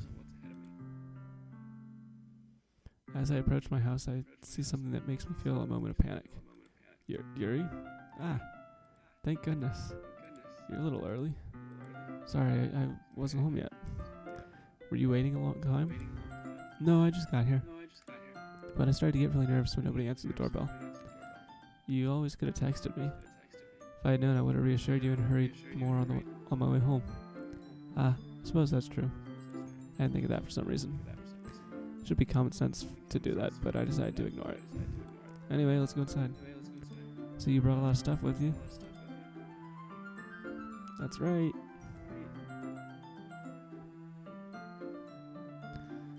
And did you manage to find everything I asked you to buy as well? Yeah, pretty much. At least I hope I got everything right. Sure, it'll be fine. Take Yuri to my room. First thing she does is glance around curiously, which makes me feel anxious. It's so clean. Ahaha. I cleaned it before you came over, so that's very considerate of you to do. No, I would be really embarrassed for my room to be a mess while you were here. Well, I do enjoy cleaning. I would have gladly helped you clean. That would be even more embarrassing. Wait, don't look in there. I snatched Yuri's wrist, which is in the process of opening a desk drawer of mine. I'm sorry. I wasn't thinking for some reason. I was just spacing out. It's fine. I let go of Yuri's wrist. She puts both her hands firmly in her lap, as if making sure she's keeping track of them. What was in his desk? And why was she drawn to it? I'm confused. Should we get started? Yes. I have a few things planned that you can help with. Decorations and other atmospheric enhancements. Yeah. Atmospheric enhancements. Excuse me. You know, mood lighting, aromatherapy, candles. Oh, wow. I didn't know you planned on taking it that far. Of course. I want to help take our guests to a faraway place. Although many will stop by just out of curiosity. And for cupcakes, I guess. I'm determined to provide an experience that will leave them wanting more. That's great. It's easy to forget that you're a pretty intense person. Intense? I guess that's the best way to put it. Is that a bad thing? No, not at all. Something I like about you, actually. Is that so? Makes me feel relieved. Kinda happy. Yeah, no need to be so anxious. You can relax a little. Relax. I brought some things for relaxation. I was going to use them during the poetry event. Oh yeah? Like what? Oh my god, Yuri, what did you bring? Let's see. Yuri rummages through her bag. She pulls out a few candles and a wooden cylinder-shaped object. I did some shopping on the way here, so I happen to have these in my bag. I plan to cover the windows in black paper and use the candles to light the room. I think that would be amazing, don't you?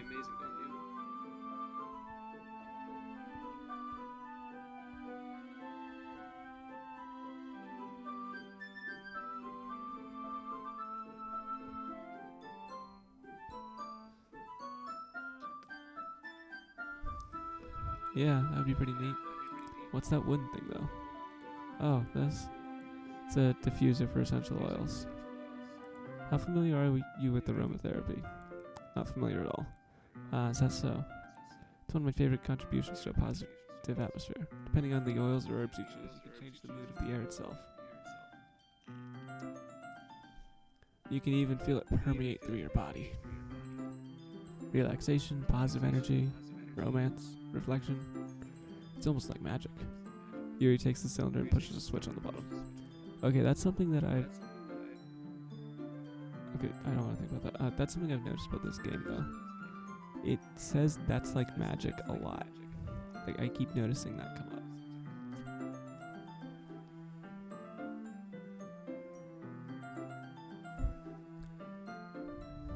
In just a moment, a thin ray of vapor begins to spout through a small hole at the top. Wow, it smells wonderful. What kind of mood is that one for? This is a jasmine essential oil. Just gonna do a little research here.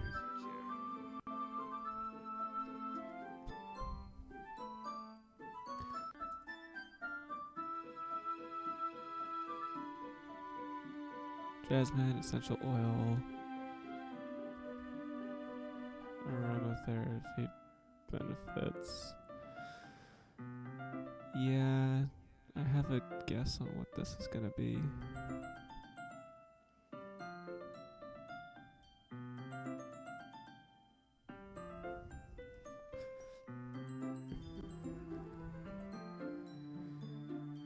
Yep. That's... Yeah, it's about what I was expecting. I mean, essential oils always say that they are magic and do everything, but... Yeah. It smells like a little sweet and flowery, right? Yeah, that's a good way to describe it.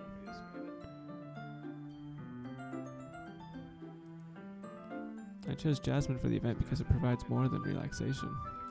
Jasmine enhances your emotions and helps you feel them flow through your body. You feel warmer and your heart pounds more heavily. Don't you think that'll be perfect for sharing our poems? It does sound suitable. But you seem to know a lot about this, so I'll trust your opinion with anything. Yuri smiles gently, clearly enjoying herself. She again reaches into her bag and pulls out several spools of thin ribbon. What are those for? Well, did you purchase the origami paper I asked you to get? Yeah, I have it over here. We won't be using the paper for folding origami. What I'd like to do is write a different word on each paper. We'll need about 100 of them. Oh yeah? What will those be used for? Well, I'm going to cut the pieces of ribbon to hang from the doorway of the classroom, and we can fasten the paper onto the ribbons to create a doorway curtain. Wouldn't that be beautiful? I just imagine paper cuts. So many paper cuts. It would also catch the eye of those passing by the room. May attract some to peek inside. It's really creative. I had no idea you'd be so good at this, Yuri. Is that so? Well, I suppose I do get a little intense, as you put it. Uh-huh. Yuri giggles with red cheeks. Is it just me, or is she more relaxed when it's just the two of us? Or maybe it's the excitement she feels from sharing something like that. Something that she enjoys. Here's a marker, Connor. You can write any characters you want. I'll help you once I finish cutting the ribbons. Alright. Sitting on the floor together, the two of us get to work. I carefully draw a different character on each paper, doing my best to manage my bad handwriting. Yuri unravels a long strand of red ribbon to her desired length. Then she reaches into her bag once more and pulls out a pocket knife. Eh? The knife is strangely beautiful. The silver handle has an intricate pattern of waves etched into it. The blade itself is gently tinted blue. It's no ordinary pocket knife. It looks really fancy. Ah, well, embarrassed, Yuri looks away. What is it? You're gonna think it's weird. Yuri, whatever it is, I have no reason to judge. To each their own, you know?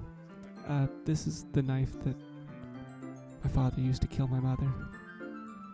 You promise you won't be weirded out? Yeah, I promise. Alright. The thing is, kind of into knives. They're just so pretty. I can't help it. Hey, no problem. See, knives are cool.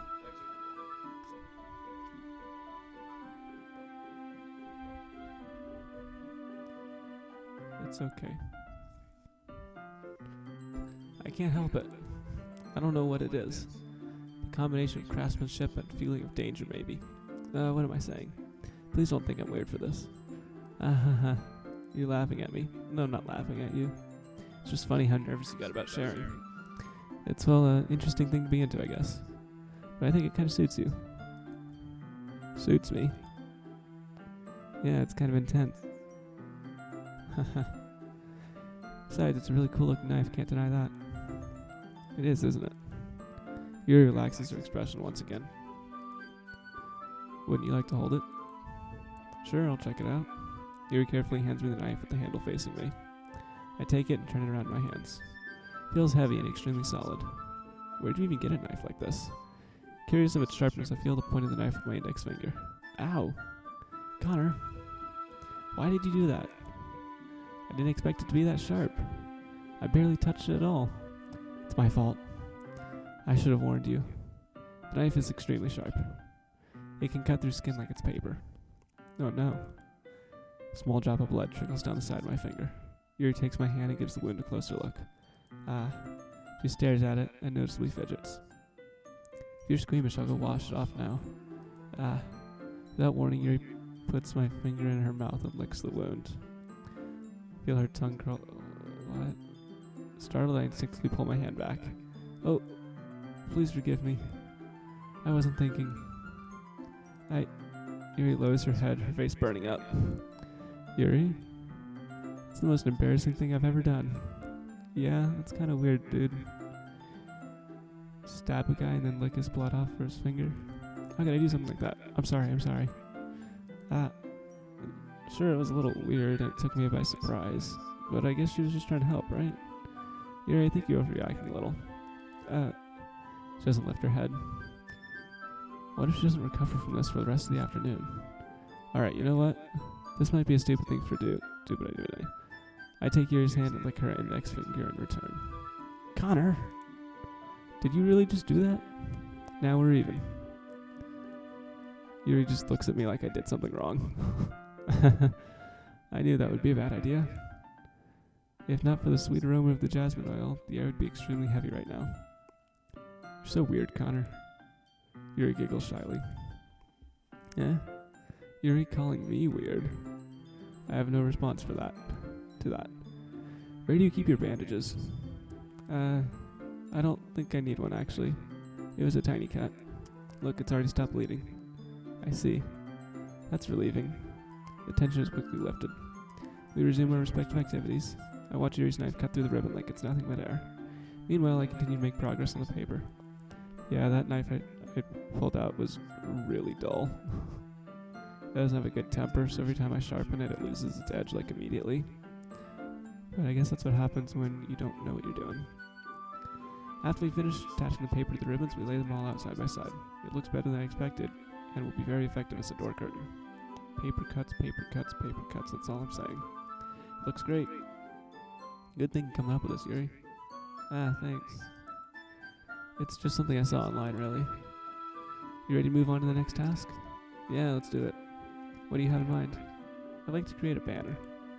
That's why I asked you to buy the paint tablets. That's right. One of the items Yuri had asked me to buy was a kit of watercolor paint tablets. We need about 6 cups of water to put each of the tablet in. Do you mind fetching this horse? Of course not. Got 6 cups of water. How do you carry 6 cups of water? Maybe Connor's a waiter. Oh, and a little bit of water's okay. If you fill the cups too much, it'll be too diluted. Taking Yuri's advice, I decided to use small plastic bathroom cups rather than full-size glasses. Put them in on a plate to catch any paint that drips, then bring it back into my room. Yuri? Yes. Come in to see Yuri, quickly unrolling her sleeve, putting it back over her arm. Nothing. Your face is a little red. Is it too hot in here or anything? No, not at all. There's nothing wrong, so let's mix the paint. Yuri hurriedly dismisses me and takes it upon herself to unwrap the tablets, dropping them into the cups. So, thought we could do something simple that would look very nice. I'd like to paint a gradient across the banner, starting with the colors for sunrise, then daytime, then sunset and nighttime. Once it dries, I'll write an inspirational quote across the banner. We can hang it on the wall behind the podium at the front of the classroom. Neat. What are you gonna write? Well, it'll be more fun to surprise you. Yuri smiles at me. If you say so. She really planned this whole thing out. After rolling out the banner, Yuri and I kneel on opposite sides so we don't get in the way of each other. Yuri uses a brush and adds a few dots of different colors across the banner to serve as a color guide while we paint. This kind of reminds me of elementary school. Painting on a banner with watercolors feels a lot like art class projects we had back then. It's relaxing. Sorry if this feels too childish. No, I didn't mean that at all. It's kind of fun, you know? Yeah, it is fun. Glad you feel that way too. Yuri stops painting for a moment, thinking to herself. For me, I don't need to go out and do crazy things to have fun. In fact, I usually don't even want to. I just like it when I can spend time with one other person. Even if it's something simple, like reading. It doesn't matter if we don't talk much. Just having a friend next to me makes things feel a little bit nicer. I think that's all it takes for me to be happy. Is that so? Even if Yuri and I are quite different, I can understand where she's coming from. I feel that way about things like anime and games, where simply sharing the experiences with someone can make me happy. I feel the same way. Yuri smiles gently. I knew you'd understand. Yuri leans over the banner to grab an unused paintbrush, but I move at the same time, causing my head to bump into hers. Kya! Sorry. Yuri reels back. I quickly lift my hands in surprise. You hurt? No, I'm not hurt. Just startled me, that's all. Sorry, I should have asked you to get it for me. Not your fault. Ah, your face. There's droplets of paint on Yuri's face and neck. Is there something on my face? Yeah, I accidentally got paint on you. Sorry, it's totally my fault. I'll get a towel right away. I rush out and fetch a small towel, then dampen it with hot water. Return to my room and kneel back down in front of her. Here. Pat down Yuri's face and neck with the towel. Ah, is something wrong? It's hot, didn't expect it. Sorry. I didn't want to use cold water. Having finished, I started to retract my hand, but Yuri suddenly holds my wrist. Wait. Just for a little longer. It feels really nice. I keep my hand still against Yuri's neck. She looks into my eyes. It's an intense expression that I recognize from when she reads her books. Almost as if she's lost in a daze, enveloped by her own thoughts. She breathes gently, half through slightly parted lips. What is happening? Is it the aroma of jasmine oil giving me this dizzy feeling? Yuri's gentle fingers wrapped around my wrist and a tingling sensation through my arm. Yeah. Suddenly her face seems to be much closer than it was. Yuri slowly pulls away. Sorry. I've been feeling a bit lightheaded today. Didn't mean to space out. It's fine. The moment is over as soon as it began. Connor, you're dumb. Yuri picks up the brush again. But her movements seem clumsier, like she's unable to focus. I remained silent, forced to ignore the event that just transpired. I hesitantly retrieve my own brush and continue following Yuri's example. That should do it. Finished filling the night sky with white dots that look like stars. Looking at the banner as a whole, it's very pretty and natural looking. I think it came out better than I expected. I'm really happy with the results. Yeah, me too. You gonna add the lettering now? Not yet. Needs to dry first. That's true, but won't that take a while? Well, perhaps it'll be best to leave it here and have you bring it in the morning. I can do the lettering in the classroom before our event starts. Is that okay? That's totally fine. Wonderful. In that case, I don't think there's any for us to do here. Yuri's mad that you didn't know it was happening, Connor. Phew.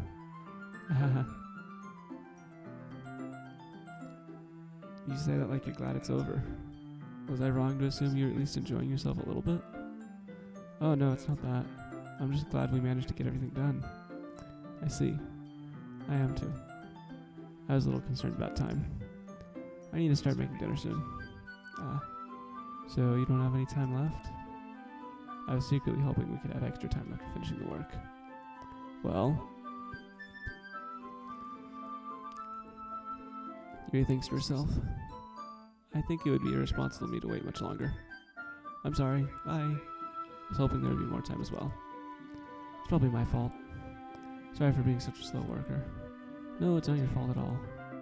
And the important thing is that we got everything done, right? Everything productive. Yep. So I shouldn't be disappointed or anything. Gathering all her things, Yuri looks a little downcast. I understand why. It sounded like she rarely gets the opportunity to spend time with friends in a relaxed environment. But that doesn't mean this is the last time it can happen.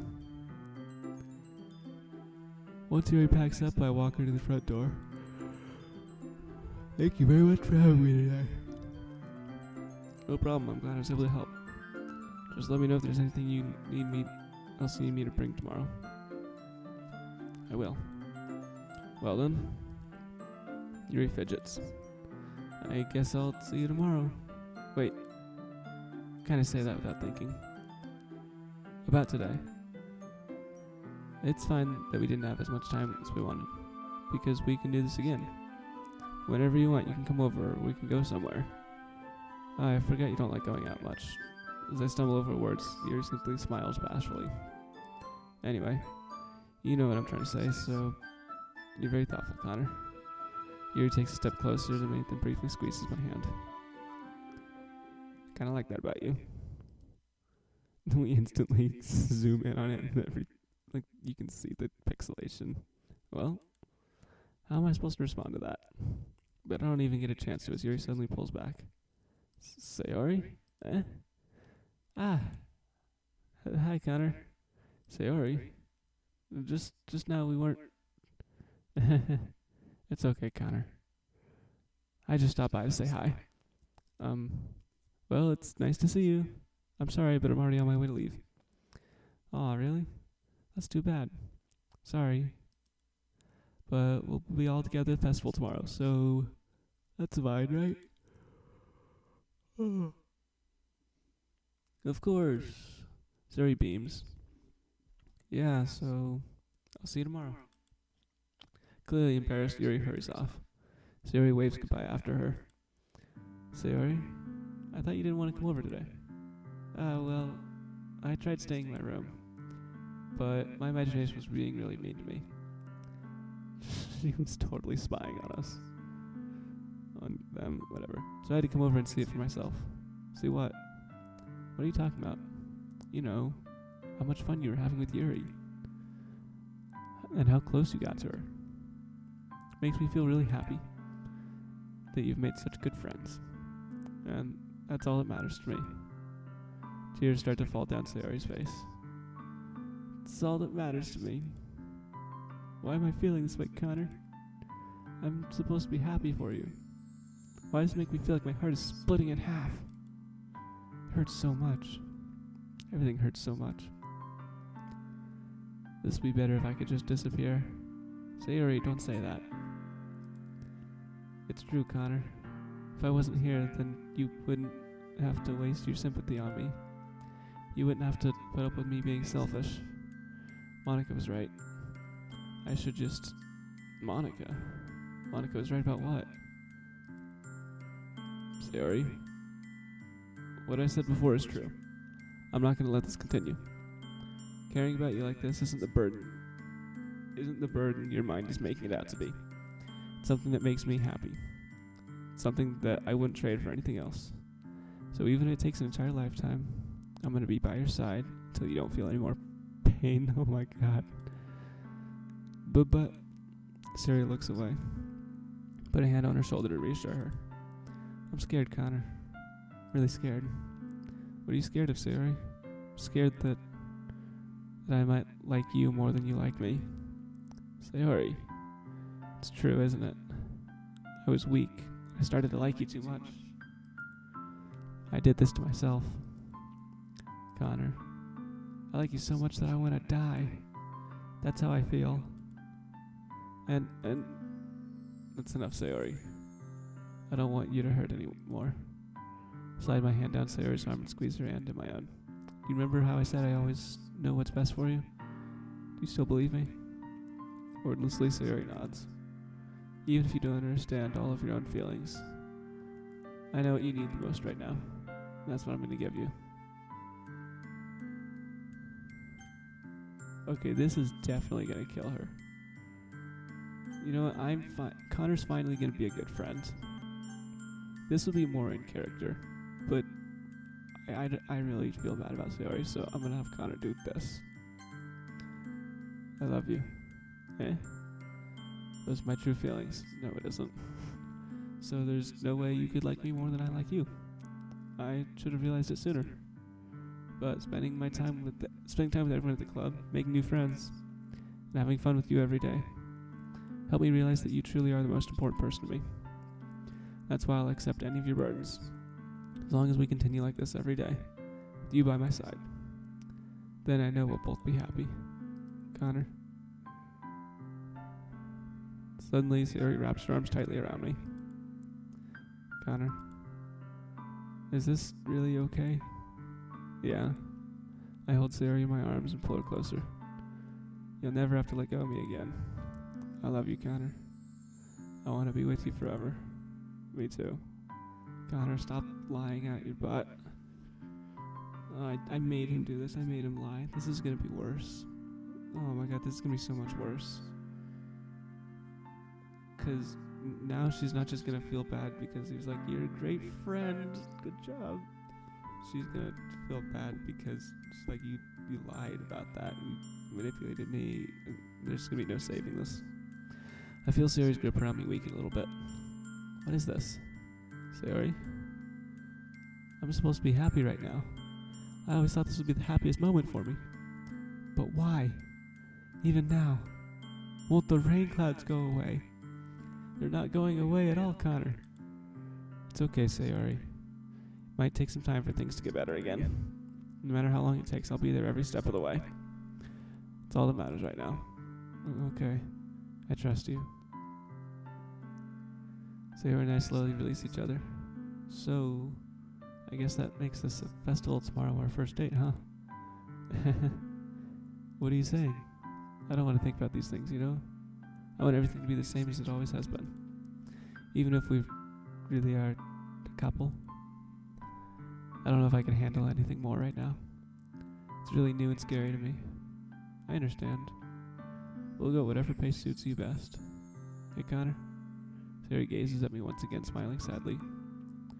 Even if I get really, really sad, this is the best thing for me, right? I don't really understand what Sayori means by that. Are you saying this is making you feel sad, Sayori? I don't know. I don't understand what I'm feeling. It feels like a bunch of thorns it felt like a bunch of thorns when you told me you love me. But that's why I want to trust you. You know what's best for me. Yeah, I do. As Connor lies. That's my promise. Oh, he's making it so much worse. I say that, but in reality I've never felt more uncertain when it comes to Sayori.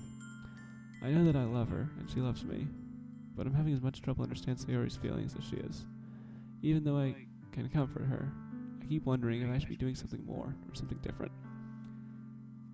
I know these thoughts will continue to plague me until things are back the way they were. Is that what Sayori meant by not wanting anything to change?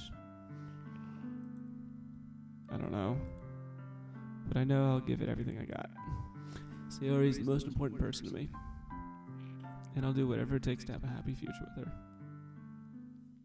Okay, I guess things really shifted. It's the day of the festival. Of all days, I expect this to be the one where I'll be walking to school with Sayori. But Sayori isn't answering her phone. I consider going to her house to wake her up, but I decide that's a little bit too much. Meanwhile, the preparations for the event should be nearly complete. The banner Yuri and I painted is dry, and I gently rolled it to take with me. She sent me a pleasant text reminding me not to forget anything, and I reassured her. Funnily enough, I probably feel the same way about Natsuki about the event.